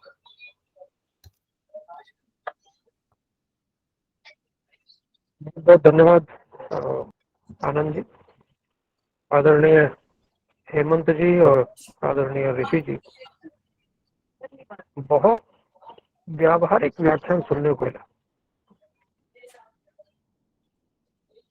समाज में क्या हो रहा है, फिल्म के क्षेत्र में क्या हो रहा है, ये सारी ऐसी बातें हैं जो बौद्धिक स्तर पर तो बहुत सारी बातें हो जाती हैं, लेकिन व्यावहारिक स्तर पर क्या होता है और क्या होना चाहिए, ये जो हेमंत जी ने विषय रखा जिस तरह से और उसको आगे बढ़ाया ऋषि जी ने, ये बहुत महत्वपूर्ण विषय अपने आप में बन गया। आप सब जानते हैं कि जिस समय, जिस वर्ष में राष्ट्रीय स्वयंसेवक संघ की स्थापना हो रही थी 1925 में, ठीक उसी समय फ्रैंकफर्ट स्कूल ऑफ थॉट भी गढ़ा जा रहा था, उसकी भी रचना हो रही थी। और उसमें एक जो नैरेटिव गढ़ा गया, वो नैरेटिव ये गढ़ा गया कि जो भी कुछ प्राचीन है उसको ध्वस्त करना है, उसको ध्वस्त किया जाए। 3 चीजों पर फोकस उन लोगों ने किया कि एक तो जो भी कुछ पुरातन है, जिस पर हम गर्व करते हैं, पूरी दुनिया के लोग जिस पर गर्व करते हैं पश्चिम को छोड़ के, उसके प्रति एक ऐसा सोच पैदा किया जाए कि वो सब बेकार है, वो सब अंधविश्वास है। विज्ञान ने उनकी मदद की। हमारे यहाँ बहुत कुछ ऐसा है जो हम तर्क से सिद्ध नहीं कर सकते। उसको भगवान है कि नहीं हम तर्क से सिद्ध नहीं कर सकते, लेकिन हम महसूस करते हैं भारत के लोग कि भगवान है। बहुत सारी ऐसी चीज है, लेकिन उनको जो दुनिया के सामने एक नैरेटिव परोसना था, उस नैरेटिव में ये था कि जो कुछ भी पश्चिम के पास है उसमें आस्था पैदा करो, और जो हमारी प्राचीन सभ्यताएं हैं, प्राचीन संस्कृतियां हैं, और जो हमारे रीति रिवाज हैं, जो हमारे सांस्कृतिक आयाम है, उन सब के प्रति एक घृणा का दृष्टिकोण उत्पन्न करी। 3 बातें उसमें सामने आई।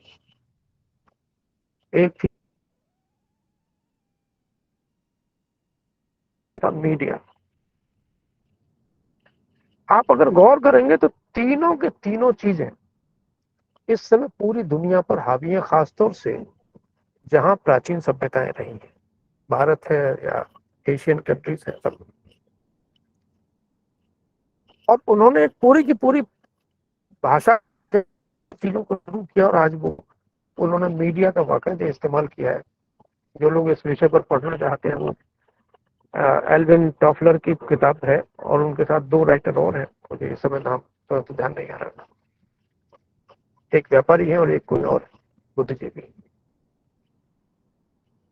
उन्होंने वाकायदे पूरा का पूरा एक प्रोसेस तैयार किया है कि हम कैसे कैसे चीजों को ध्वस्त करेंगे, कैसे कैसे चीजों को, अपनी चीजों को लेकर के आएंगे।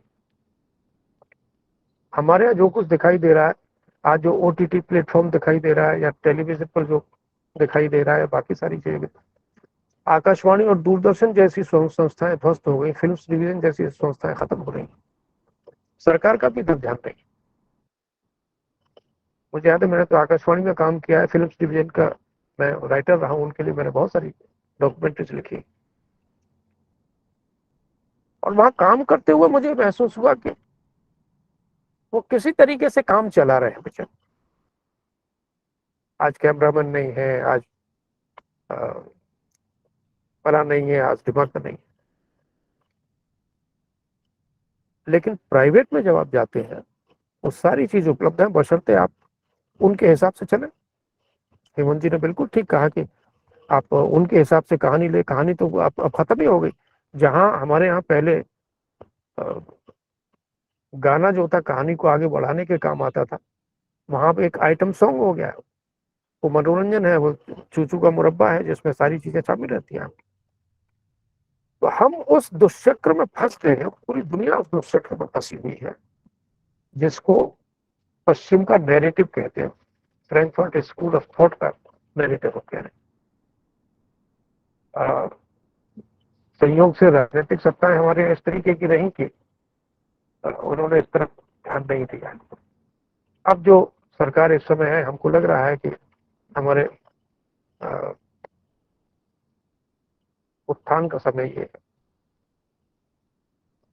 हमको इस समय का लाभ उठाना चाहिए और ऐसी शक्तियों को संघर्ष करना पड़ेगा निश्चित रूप से, लेकिन आगे आना ही पड़ेगा जो पूरे देश का वातावरण बदल सके। समय लगेगा, हम सब जानते हैं, इतना बिगड़ा हुआ मामला है। भारत जिसको इतने 1200 वर्ष का संघर्ष काल, उस संघर्ष काल के कारण से जो मानसिकता बनी, उस मानसिकता पर जो अंग्रेजों ने आघात किया, उस आघात के कारण से हमारे भीतर जो एक इंफीरियरिटी कॉम्प्लेक्स डेवलप हुआ, उन सारी चीजों को अगर आप हटा सके। एक film Chak they India I थी, अगर आप सबको ध्यान होगा, उस चक दे इंडिया में मुझे लगा कि जितनी भी भारत केंद्रित फिल्में बनी है उन, लेकिन मैं एक दर्शक हूं इसलिए मैं अपनी बात कह सकता हूं कि वैसी फिल्म मैंने अपनी लाइफ में नहीं देखी। जिस तरीके का जज्बा उसको पैदा किया था भारत के प्रति, अपने देश के प्रति, अपने, वैसा पैदा किया। तो आज बहुत आवश्यकता है इस तरह के काम करने की, और हेमंत जी जैसे लोग इस काम में लगे हैं, हमें पूरी उम्मीद है कि वो, और हमारी शुभकामनाएं उनके साथ हैं कि वो सफल हो, आज नहीं तो कल निश्चित सफल हो। और जो अखबारों में लिखने वाले लोग हैं, हमारे आनंद जी खूब और प्रेम जी वगैरह सब लोग लिखते हैं, तो ये जरूरी है कि वो इस दिशा में लिखें और इस दिशा में काम करें। हमारी परंपरा है, जैसा आनंद जी ने बताया, कि हम जिन अतिथियों को आमंत्रित करते हैं, हम चाहते हैं कि वो हमारे सदस्य बने, हमारे परिवार का हिस्सा बने, तो हम उनको मानव सदस्यता प्रदान करते हैं। आज हेमंत जी को और ऋषि जी को, दोनों को हम मानव सदस्यता प्रदान करते हैं, और मुझे उम्मीद है कि वो उनको स्वीकार होगा। तो अगर बनाया हुआ है तो कृपया दिखा दें उनको, और मेल से वो आपके पास पहुंच जाएगा। इधर लगा सकता हूँ, ये बड़ी गाड़ी तो नहीं। जी मैं मेल से भेज दूंगा यहाँ से। जी जी, जो यहाँ अगर शेयरिंग, दिखा सकते हैं तो जी, अगर दिखा सकते हैं तो दिखा दीजिए, नहीं कोई बात नहीं। तो ये मेल से आपके पास पहुंच जाएगा। आनंद जी को आप मेल दोनों लोग भेज देंगे तो हो जाएगा। तो मेरी खुशी है और हम चाहते हैं कि आपके जैसे लोग और इस मंच के साथ जुड़े, ताकि एक मंच एक ताकत के रूप में बने, क्योंकि हम खाली ये नहीं चाहते कि हवा में बात सारी हो, कुछ कॉन्क्रीट बात भी हो और उसका परिणाम भी निकले। तो इस निवेदन के साथ कि आपके जैसे लोग और जुड़ेंगे इस मंच के साथ, ये मैं आपको सदस्यता संघ की ओर से प्रदान करता हूँ। मुझे आप पूरा विश्वास है आप स्वीकार करेंगे। बहुत बहुत धन्यवाद। बहुत बहुत धन्यवाद भाई साहब। अंतिम कड़ी में है हम लोग। कृतज्ञता ज्ञापन से पहले 2-3 हैंड रेज हुए थे, किसी की कोई टिप्पणी या कोई प्रश्न हो तो सादर आमंत्रित है।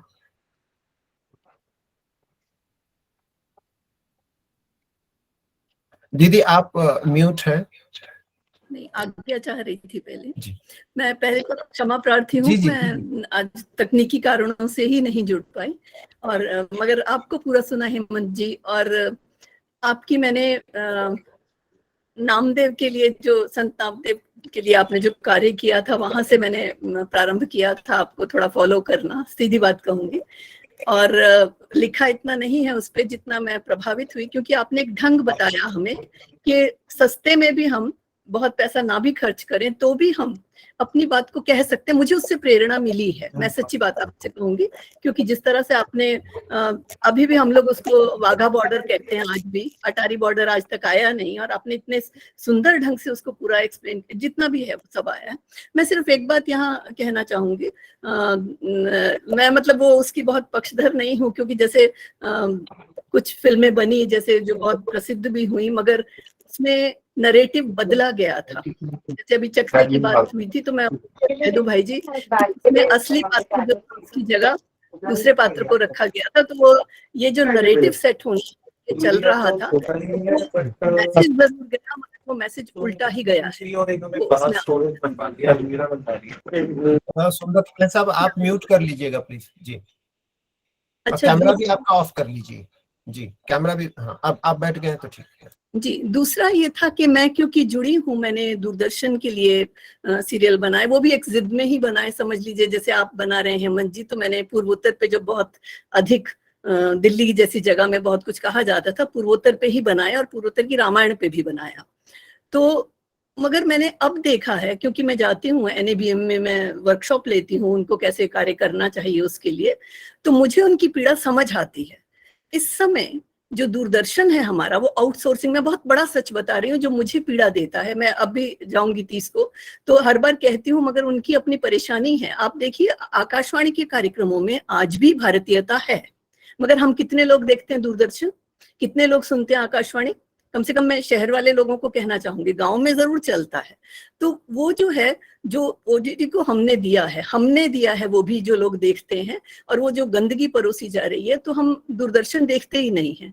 तो उनका ये कहना है, वो आउटसोर्सिंग कर रहे हैं आज, जो इतना बड़ा इधर दिल्ली में एक अर्थ स्टेशन है, वो सबको देता है, वहां से आउटसोर्सिंग करके सारी फैसिलिटीज देता है, मगर अपने कार्यक्रम जब बनाने के लिए वो लोग बहुत अच्छे वहाँ डायरेक्टर हैं, बहुत अच्छे प्रोड्यूसर हैं, जब वो बनाना चाहते हैं तो उनको सुविधाएं नहीं दी जाती। क्योंकि जो बात हेमंत जी ने कही कि वो ऐसे लोग आके बैठे हैं ऊपर, MBA करके आके बैठ गए या कैसे, वो उस जो वो एक कला के प्रति या राष्ट्रीयता के प्रति जो एक संवेदना है, उसको शायद पकड़ ही नहीं पा रहे हैं, वो समझ ही नहीं पा रहे हैं। वो वही है कि नहीं नहीं ये तो बहुत चलता नहीं है। तो इनकी जगह जो कार्य आना चाहिए था, जो दूरदर्शन करता है जिस कार्य को, उस कार्य को भी अपने आप में पीछे डाल दिया गया है, और सिर्फ हम देखते हैं कि जो प्राइवेट चैनल्स हैं उसी को देखा जाता है, और वहां से जो कुछ परोसा जा रहा है, फिर हम उनको चाहे गाली दे चाहे कुछ करें, वही गंध हमारे घरों में आ रहा है। और बिल्कुल आपने ठीक कहा कि हम देख ही नहीं पाते हैं, कितनी चीजें तो ऐसी हैं। तो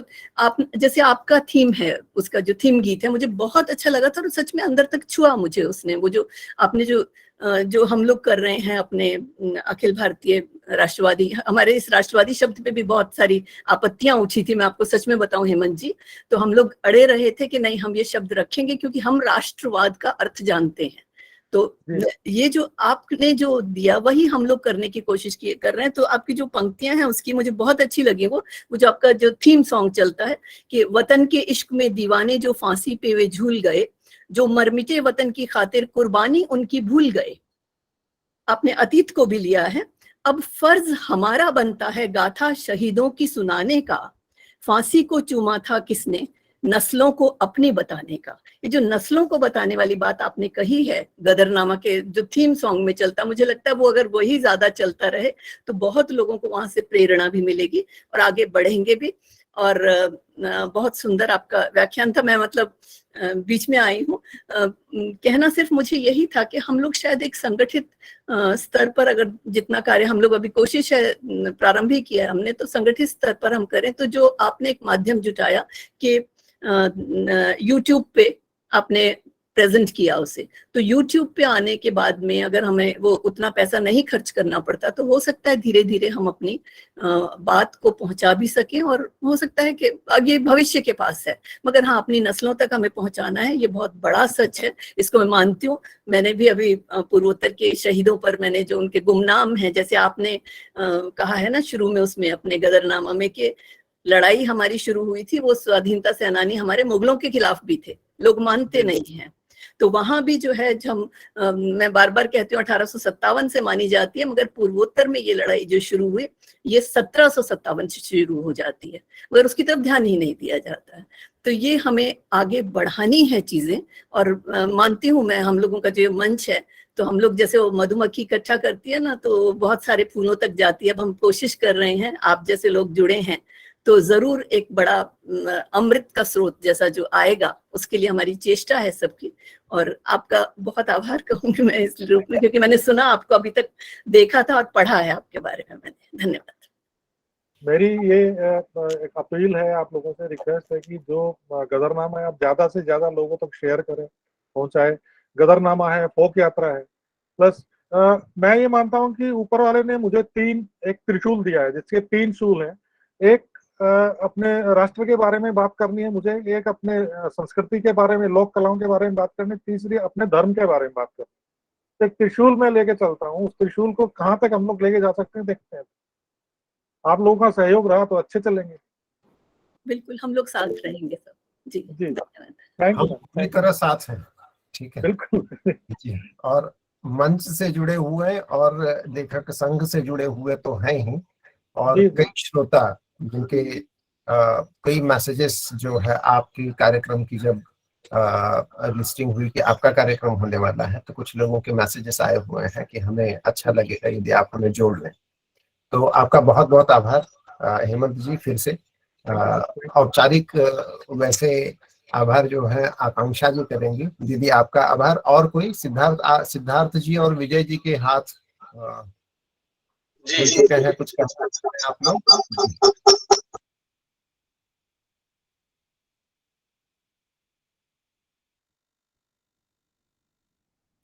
विजय जी कुछ कहना चाह रहे हैं? मेरी आवाज जा रही है? जी आनंद जी भाई? जी, स्पष्ट बोले जी, स्पष्ट। जी, सभी लोगों को सादर प्रणाम।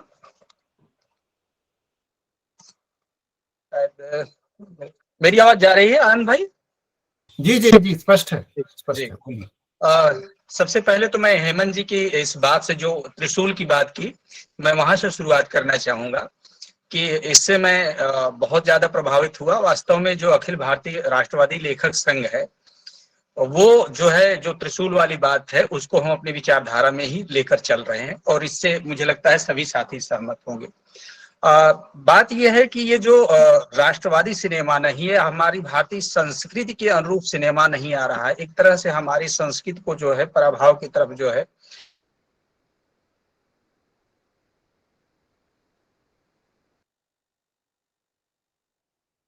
विजय जी संभवतः आप कैमरा बंद कीजिए तो आवाज पहुंचे। जी, मेरी आवाज जा रही है? जी जी जी। तो मैं ये कह रहा था कि हम छोटे छोटे प्रयास कर सकते हैं। जैसे कि एक समीक्षा जब लिखी जाती है तो काफी लोग उसको पढ़ते हैं, रेटिंग उसकी होती है, तो हम समीक्षाएं लिखें। साहित्यकार इसमें बहुत सारे हैं, और उन समीक्षाओं को प्रचारित और प्रसारित करें। और साथ ही साथ छोटे छोटे वीडियो समीक्षा के रूप में हम इसको रील के रूप में, या जो है यूट्यूब पर, या तो फिर जो है अपने ग्रुप में इस तरह से शेयर करें। और हेमंत जी से मेरा अनुरोध है कि सिर्फ आप अपनी फिल्मों पर ही नहीं काम कीजिए, बल्कि कोई अच्छी फिल्में या इस तरह की फिल्में जो हम लोग नहीं देखनी चाहिए, जो हमारी संस्कृति या विचारधारा के प्रतिकूल है, उस पर भी आप जो है अपनी बात रखिए। और छोटे छोटे वीडियो बनाइए, हम उसको जो है प्रसारित करेंगे और जी। इससे जो है मतलब है कि समाज का एक बहुत बड़ा उपकार होगा आप सभी लोगों के द्वारा। धन्यवाद, बस इतनी सी बात करनी थी मुझे। थैंक जी विजय भाई, सिद्धार्थ जी कुछ कहना चाह रहे हैं? जी भाई साहब नमस्कार। जी विजय भाई ने एक बहुत महत्वपूर्ण बात कही, जो लास्ट में उन्होंने कहा कि समीक्षा बहुत जरूरी है। मैं भी इस बात को रखना चाह रहा था कि जो फिल्में हमें नहीं देखनी है, चूंकि हेमंत भाई साहब एक मीडिया सेक्टर से जुड़े हुए हैं, फिल्म से काफी अच्छा अनुभव रख रहे हैं, तो उनको हमसे ज्यादा उस फिल्म की समीक्षा के संबंधित बारीकियां पता होंगी। और जब वो जैसे अब जब अपना व्याख्यान दे रहे थे, तो जो छोटे छोटे पॉइंट्स पे उन्होंने बात रखी, हम शायद उतना बारीकी से ध्यान नहीं दे पाते, लेकिन जब वो उन्होंने ध्यान दिलाया, तब हम उधर देखने की तरफ अग्रसर हुए कि हमें उधर देखना है। ये भी एक देखने का नजरिया। तो जो मीडिया चल रही है, चाहे न्यूज चल रहा है, इस पे अगर समीक्षात्मक टिप्पणी अगर वो रखते हैं, तो मुझे लगता है कि लोगों का दिमाग ज्यादा खुलेगा उन वीडियोस को देखने पे। तो एक तो ये बात हो गई। दूसरी एक बात उन्होंने कही कि अर्थ संबंधित एक समस्या रखी कि भाई हमारे पास रीच नहीं है, और ये बात मुझे बड़ा कष्टकारक लगी कि उनको अपने जेब से भरने पड़ रही है और हमारे पास लोग नहीं। आज उनकी एक 50 लाख की फिल्म पड़ी हुई है और उसको खरीदने वाला कोई नहीं है। तो शायद मैं एक यूथ के रूप में जब मैं सोसाइटी में रहता हूँ और वो माइंडसेट पढ़ने के बाद एक कड़ी जो बीच में गैप हो रही है, जिसमें मैं और आप हमेशा बात करते रहते हैं, वो कड़ी ये है कि यूथ या लोग, ऐसे लोग पड़े हुए हैं जिनको वो चीजें चाहिए, या आपके ऐसे मार्गदर्शक चाहिए, या आपके ऐसे लोग लोग ढूंढ रहे हैं, और आपको ऐसी ऑडियंस नहीं मिल रही है। तो वो ब्रिज बीच में से कहीं गैप है। अगर हमने उस ब्रिज को कर लिया ना, तो वो अर्थ की लोग देने के लिए तैयार है। भाई साहब, मैंने खुद फील्ड में मतलब हम जब काम कर रहे थे पिछले 2-3 साल से, जब हम फील्ड में गए तो लोगों के पास में ऑप्शन नहीं, को पैसा दे कहां, क्योंकि इतने चीटर्स मौजूद हैं कि वो वहां देना नहीं चाहिए। जब उनको पता चलता है कि ये जेन्युइन व्यक्ति हैं, जैसे कि आप हिंदू धर्म में बाबा कल्चर पे भी देख सकते हैं कि जिस पे उनका ट्रस्ट हो जाता है, उनके पास फिर धन की कमी नहीं होती है। तो उसी तरह जब हमारा एक फ्रंट एक मजबूती से तैयार होता है और उनको ये लगता है कि ये भरोसेमंद, तो भारत के लोगों के पास में ना दिल में जगह की कमी है, ना अकाउंट पे पैसों की कमी है, वो निकलते हैं। लेकिन बस ये ट्रस्ट बिल्डअप करने की जरूरत है। तो हम शायद धीरे धीरे कदम बढ़ाएं, और आपका सहयोग और हमारा क्या कह सकते हैं कि फील्ड वर्क अगर रहे, तो कुछ रास्ता निकल सकता है। बिल्कुल बिल्कुल। मतलब देखिए, ये तो आप लोग सब मानते होंगे कि बिना पैसे तो कुछ भी नहीं हो सकता है आज की दुनिया में। फिर भी मैंने अपना सेटअप इस ढंग से बनाया हुआ है कि मैं एक जैसे गदरनामा का एक छोटा सा एपिसोड है, तो मैं 20-25 हजार में कंप्लीट कर लेता हूँ। क्यों? क्योंकि मुझे पता है कि कहाँ से पैसा बचाना है। एडिटिंग सेटअप मेरा अपना खुद का डाला हुआ है, ठीक है। मैं अपनी फिल्में खुद की फिल्में मैं एडिट करता हूँ, और राइटिंग मेरा अपना है, तो इसलिए मेरा पैसा बच जाता है। अगर सारी की सारी आउटसोर्स मैं करूंगा कि भाई राइटर को बोलूं तुम लिख के दो, फिर मैं शूट करूं, स्टूडियो में जाके शूटिंग करूं, इक्विपमेंट करूं, तो यही एपिसोड कम से कम भी 3 लाख में भी नहीं बनेगा सर। और आपको एक मजे की बात बताऊं, मैं आपको आपने अगर एपिसोड देखा होगा, तो ये मेरा फर्स्ट अपीयरेंस है स्क्रीन पे। इससे पहले मैं कभी स्क्रीन पे नहीं आया, लेकिन मुझे अपने आप को तैयार करना पड़ा है, क्योंकि मेरे पास पैसा नहीं है, तो किसी आर्टिस्ट को मैं अफोर्ड नहीं कर सकता। इसलिए मैंने अपने में थोड़ी मेहनत की कि मैं अपने आप को तैयार करूं, ताकि मैं किसी का मोहताज ना रहूं। आज जो कुछ भी मैं कर रहा हूँ, राइटर में खुद हूँ, डायरेक्टर में खुद हूँ, एक्टर में खुद हूँ, प्रेजेंटर में खुद हूँ। खाली शूटिंग के लिए मैं तो बस कैमरामैन की वेट करता हूँ। बाकी सब काम वो मैं कर नहीं सकता, क्योंकि मैं बैठूंगा तो शूट कौन करेगा। तो ये उसके लिए खाली मेरे को एक देखना पड़ता है, बाकी मैं मोहताज नहीं हूँ किसी का। और मेन एक खर्चा आपने अगर नोटिस किया होगा कि मैं कुछ पेंटिंग्स यूज करता हूँ उनकी। आपने अगर एपिसोड देखा होगा, कुछ स्केचेस मैंने बनवाए हैं, तो उसमें मेरा खर्चा हो जाता है। वो आर्टिस्ट है, वो अपना जे स्कूल से पढ़े हुए हैं, तो उनका भी मेरे को मान रखना पड़ता है, भाई फ्री में तो नहीं करवा सकता। तो ये एक मैंने पैटर्न अपना बनाया हुआ है। तो इस बार का एपिसोड मेरा 2 दिन डिले हो गया, क्योंकि मेरी तो कुछ पर्सनल प्रॉब्लम थी। कल परसों में शायद आ जाएगा। Thank you. मगर हेमंत जी जैसे ऑथेंटिकेशन ज्यादा लगती है हमें, जो आप सुनाते हैं ना, जब आप नरेट कर रहे हैं तो उसमें ऑथेंटिकेशन ज्यादा आई है। कोई और हीरो आता, कोई और आता, मुझे नहीं लगता उतनी ऑथेंटिसिटी लगती, मुझे ऐसा मैडम लगता है। मुझे अच्छा लगा आपका एक्सपीरियंस। हाँ, नहीं, उसकी वजह मैं आपको बताता हूँ कि मैं जब बॉम्बे आया था तो एक बैग लेके आया था जिसमें सिर्फ 2 जोड़ी कपड़े मेरे थे और 2 जोड़ी कपड़े मेरी वाइफ के थे। इसके अलावा मैं कुछ नहीं लाया। अपने पेरेंट्स से मैंने एक पैसा नहीं लिया कभी बॉम्बे में रहने के दौरान। आज आप लोगों के आशीर्वाद से 3 फ्लैट है मेरे पास यहाँ बॉम्बे में, अपना घर है, घर की गाड़ी है, बच्चे सेट हैं, क्या चाहिए और आपको। तो ये जो आप देख रहे हैं ना कि मैं जो दिल से बात निकलती है, बनावटी मेरे को ना, तो मैं बनावटी बात मैं खुद करता हूँ, ना ही मेरे को पसंद है। हो सकता है यही वजह है कि मैं चमचागिरी नहीं करता किसी की, हो सकता है यही वजह है कि मैं अभी तक यहाँ हूँ, लेकिन मैं जहां भी हूँ आई एम वेरी हैप्पी। बहुत बहुत धन्यवाद हेमंत जी। आप किसी भी दृष्टि से ये ना सोचें कि सिद्धार्थ जी ने जो बात रखी उसकी अगली कड़ी में कि हम सभी साथ हैं और हमारा धर्म ही राष्ट्र धर्म है, तो हम उस दिशा में निश्चय ही जुड़कर काम करेंगे। गदरनामा सोमदत्त जी ने सजेस्ट किया था, मैंने देखा नहीं है अभी, लेकिन देखूंगा।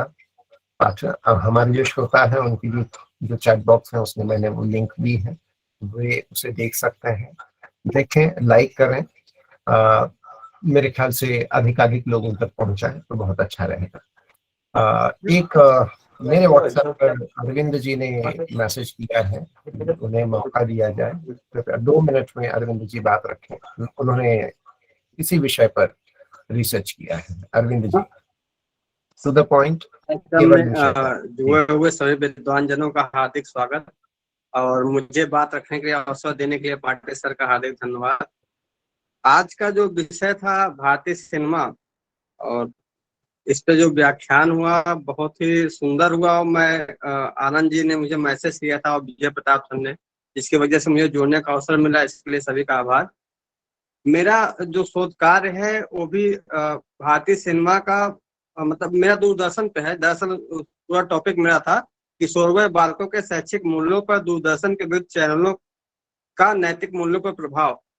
तो ये मेरा लघु शोध था, मैंने बरेली डिस्ट्रिक्ट में किया था और मैंने ये देखा था कि ये लगभग मैंने 2011 में किया था ये शोध कार्य।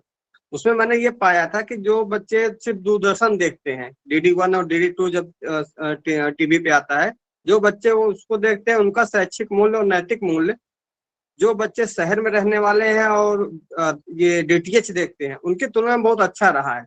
अभी जैसे बीच में मैम ने भी ये कहा था कि अभी जो भारतीय संस्कृति है या बच्चों पे जो प्रभाव है गाँव में बचा हुआ है, लेकिन मैं ये कहूंगा मैम कि ये चीजें पहले थी।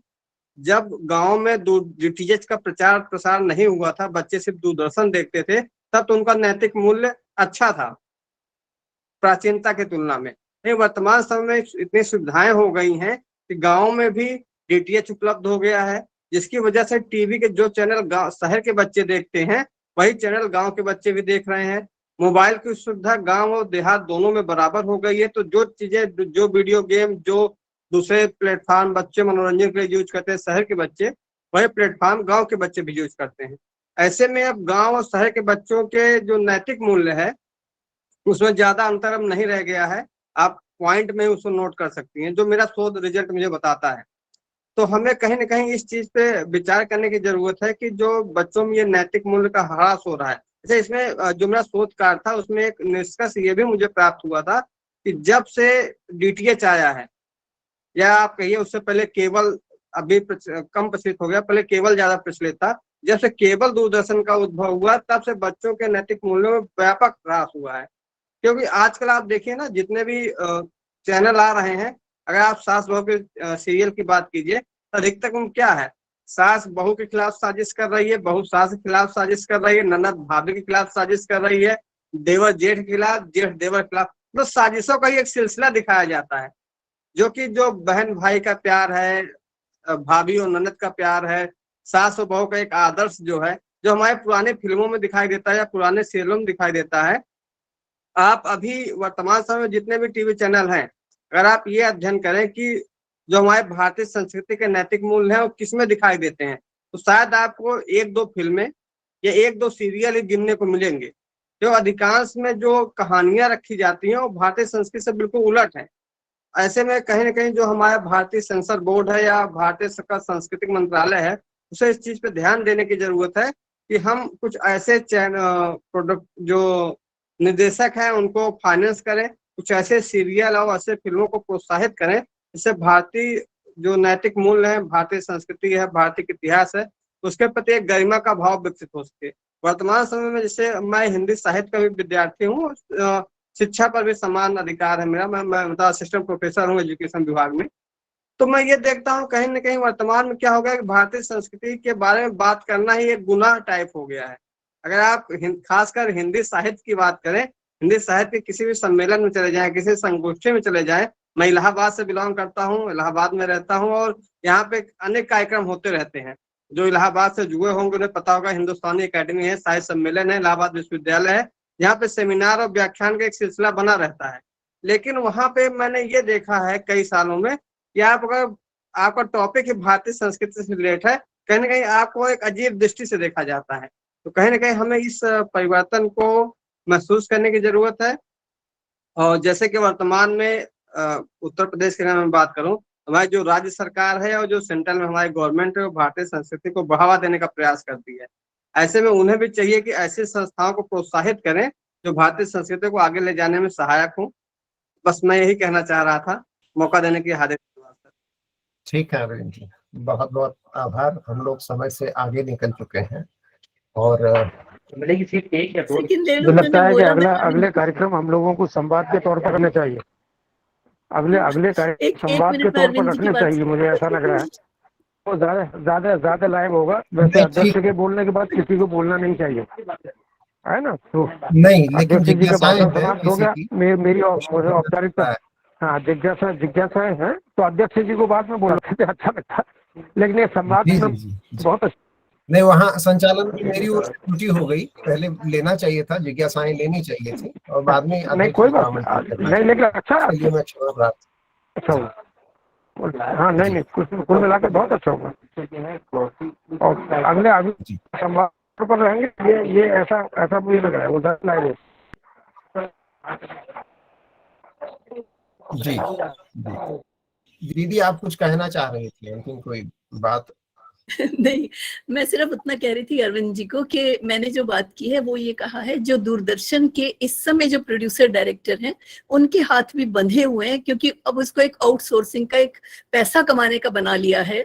जो डीटीएच की आपने बात की, दूरदर्शन को, बाकी चैनल को वो सप्लाई कर रहे हैं, अपने कार्यक्रमों पे उनके ध्यान नहीं दिया जा रहा। मैंने वो बात की है। बाकी हाँ, गांव शहर एक जैसे हो गए, ये मानती हूँ। क्षमा प्रार्थी हूँ सोमदत्त दाई जी। अच्छा लग रहा है। नहीं, सोमदत्त जी ने जो बात कही वो संवाद जो चल रहा है, क्योंकि बहुत अच्छा है। इस कार्यक्रम नहीं, बहु आया। हाँ, नहीं, चलिए, हेमंत जी का समय बहुत महत्वपूर्ण है। हेमंत जी, आपने समय दिया और एक तरह से ये संवादात्मक हो गया अंत में, जिसमें आप कह सकते हैं कि मेरी भूलवश ऐसा हुआ। अगले चरण में और अंतिम कड़ी में इसको भूलने से ये सहज तरीके से हुआ, आनंद जी, भूल नहीं है, ये सहज तरीके से हुआ। लेकिन कुल मिलाकर बहुत अच्छा हुआ है। जी। बहुत अच्छा। अब मैं, वो भूल के कारण से नहीं है, वो सहज जिज्ञासा थी और कर दिया तो उसमें होना ही था। नहीं, कई मैसेजेस मुझे व्हाट्सएप पर भी आए और अध्यक्षीय उद्बोधन के बाद आए तो मैंने आमंत्रित कर लिया। जी, कोई बात नहीं। अब मैं अंतिम कड़ी में डॉक्टर आकांक्षा मिश्र जी, जो कि युवा कवयित्री है और वर्तमान में शासकीय पीजी कॉलेज, मैं उसका आधा हिंदी आधा अंग्रेजी में कर दिया, शासकीय स्नातकोत्तर महाविद्यालय रायगढ़ छत्तीसगढ़ के हिंदी विभाग में अध्यापन कर रही हैं। आकांक्षा जी, आप आमंत्रित हैं कि आप सबका औपचारिक रूप से धन्यवाद ज्ञापित करें। अनम्यूट कर लीजिएगा। जी, बहुत धन्यवाद सर, इस कार्यक्रम में मुझे आमंत्रित करने के लिए, कृतज्ञता व्यक्त करने के लिए। और मैं सर्वप्रथम ये अखिल भारतीय राष्ट्रीय संघ में मुझे अवसर प्रदान करने के लिए मैं डॉक्टर आनंद पाटिल सर और विजय त्रिपाठी सर को धन्यवाद देना चाहूंगी। कार्यक्रम में मैं अधिक समय नहीं लेना चाहूंगी, मैं मतलब सीधे आ रही हूँ कि हमारे कार्यक्रम के इस भारत का राष्ट्रवादी सिनेमा भूत, वर्तमान और भविष्य पर आधारित रहा है। इसमें सारस्वत वक्ता श्री हेमंत वर्मा, फिल्म लेखक, निर्माता एवं निर्देशक, गुमनाम क्रांतिकारी के जीवन पर आधारित वेब सीरीज, क्रांतिकारियों के जीवन आधारित वेब गदरनामा के लेखक, निर्माता, निर्देशक को अखिल भारतीय राष्ट्रवादी लेखक संघ की तरफ से धन्यवाद व आभार ज्ञापित करती हूँ। धन्यवाद सर। आपने अपने फिल्म के जो आपने बताया गंभीर चिंता व्यक्त की कि हमारी जो पीढ़ियां हैं और जो परिवार है उसके साथ हम लोग बैठ करके कोई भी फिल्म आज के दौर में नहीं देख सकते हैं। ये वाकई चिंतनशील है और इस पर हमें काम करने की जरूरत है। और इस पर काम करने के पहले मैं चाहूंगी कि इसकी कहानी तय किया जाए और हमारी जो पीढ़ियां हैं वह निर्माता और निर्देशक से अपेक्षा रखती हैं और हमारी जो धरोहर है हम अपने बच्चों को कि इस देश को रखना मेरे बच्चों संभाल कर। तो बहुत बहुत धन्यवाद सर, आपने अपना बहुमूल्य समय दिया। आभार। इस कार्यक्रम की अध्यक्षता कर रहे श्री ऋषि शर्मा, लेखक एवं संपादक, पूर्व IAS अधिकारी। इस अखिल भारतीय राष्ट्रवादी संघ की तरफ से मैं धन्यवाद और आभार ज्ञापित करती हूँ। सर, आपने अपने व्याख्यान में बताया सिनेमा के विषय पर गंभीर चिंता व्यक्त करते हुए आपने कहा कि सर्वे भवन्तु सुखिनः, सर्वे सन्तु निरामया, मां सर्वे भद्राणि पश्यन्तु, मां कश्चित् दुख भाग भवेतु। तो हमें ऐसी फिल्में लानी चाहिए कि जिससे संपूर्ण संसार का कल्याण हो सके और हम प्रेरित और प्रेरणा ले सकें और फिल्मों में बदलाव होने की आवश्यकता है और अमन चैन हो सके। धन्यवाद सर, आपका मैं आभार ज्ञापित करती हूँ। बहुत बहुत धन्यवाद। इस कार्यक्रम के कार्यकारी अध्यक्ष हैं श्री सोमदत्त शर्मा जी। अखिल भारतीय राष्ट्रवादी संघ की तरफ से मैं धन्यवाद और आभार ज्ञापित करती हूँ। आपने सिनेमा को भारत के संघर्ष काल के दौर से यहाँ पर व्याख्यायित किया है कि अभी हमें भारत में सिनेमा के जो व्यवस्थाएं हैं उसको बदलने में समय लगेगा और एक संघर्षशील है और इस संघर्ष में युवाओं को भी आना महत्वपूर्ण है और उन्हें अपने वैचारिक या विचार को रखने की भी प्राथमिकता है। चेक दे इंडिया भारत में जो फिल्म बनी उससे भारत को एक नया हौसला मिला। आपने इस गहन चिंतन से यहाँ पर आपने व्याख्यायित किया। बहुत बहुत धन्यवाद सर, हार्दिक बधाई सर और आभार सर।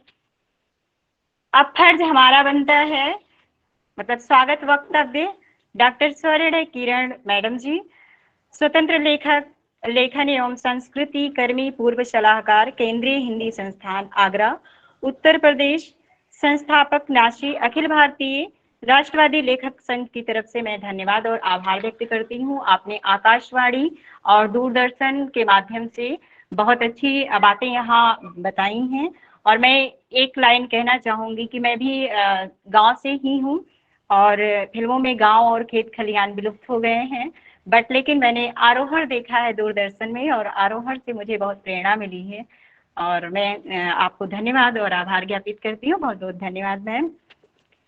इस कार्यक्रम के समन्वयक डॉक्टर सर्वेश पांडे, भाषाविद एवं प्राचार्य, DCS के स्नातकोत्तर महाविद्यालय मऊ, उत्तर प्रदेश, संस्थापक न्यासी। इस अखिल भारतीय राष्ट्रीय संघ की ओर से मैं धन्यवाद व आभार ज्ञापित करती हूँ। बहुत बहुत धन्यवाद सर, आपने बहुमूल्य समय दिया। इस कार्यक्रम के संयोजक एवं संचालककर्ता डॉक्टर अनिल पाटिल, युवा लेखक एवं आलोचक, सहायक प्राध्यापक, हिंदी विभाग, तमिलनाडु, केंद्रीय विश्वविद्यालय तिरुवारूर, संस्थापक न्यासी सर को मैं धन्यवाद व आभार ज्ञापित करती हूँ। आपने इस कार्यक्रम का आयोजन किया और संयोजन किया, इसके लिए बहुत बहुत धन्यवाद व आभार। अखिल भारतीय राष्ट्रवादी लेखक संघ की तरफ से सभी पदाधिकारी, डॉक्टर घनश्याम महासचिव, मेजर सरस सी त्रिपाठी, कोषाध्यक्ष श्री सिद्धार्थ, संगठन सचिव डॉक्टर अतुल गुप्त, संयोजक, भारत इतिहास कोष के सभी सदस्यगण को अखिल भारतीय राष्ट्रीय संघ की तरफ से मैं हार्दिक धन्यवाद और आभार ज्ञापित करती हूँ कि आपके सहयोग और साथ से ये कार्यक्रम सफल रहा। इस आभासी संसार के माध्यम से विभिन्न राज्यों से जुड़े प्राध्यापक व श्रोताओं को बहुत बहुत आभार व धन्यवाद ज्ञापित करती हूँ। आपके बहुमूल्य समय से यह कार्यक्रम देदीप्यमान रहा और हम आशा व उम्मीद करते हैं कि भविष्य में अखिल भारतीय राष्ट्रीय संघ के कार्यक्रम में पुनः आप सभी श्रोताओं के सहयोग से यह कार्यक्रम सदैव सफल व आकांक्षी रहेगा। आप सभी को मेरा प्रणाम, बहुत बहुत धन्यवाद, शुभकामनाएं। आपको भी बहुत बहुत धन्यवाद आकांक्षा जी।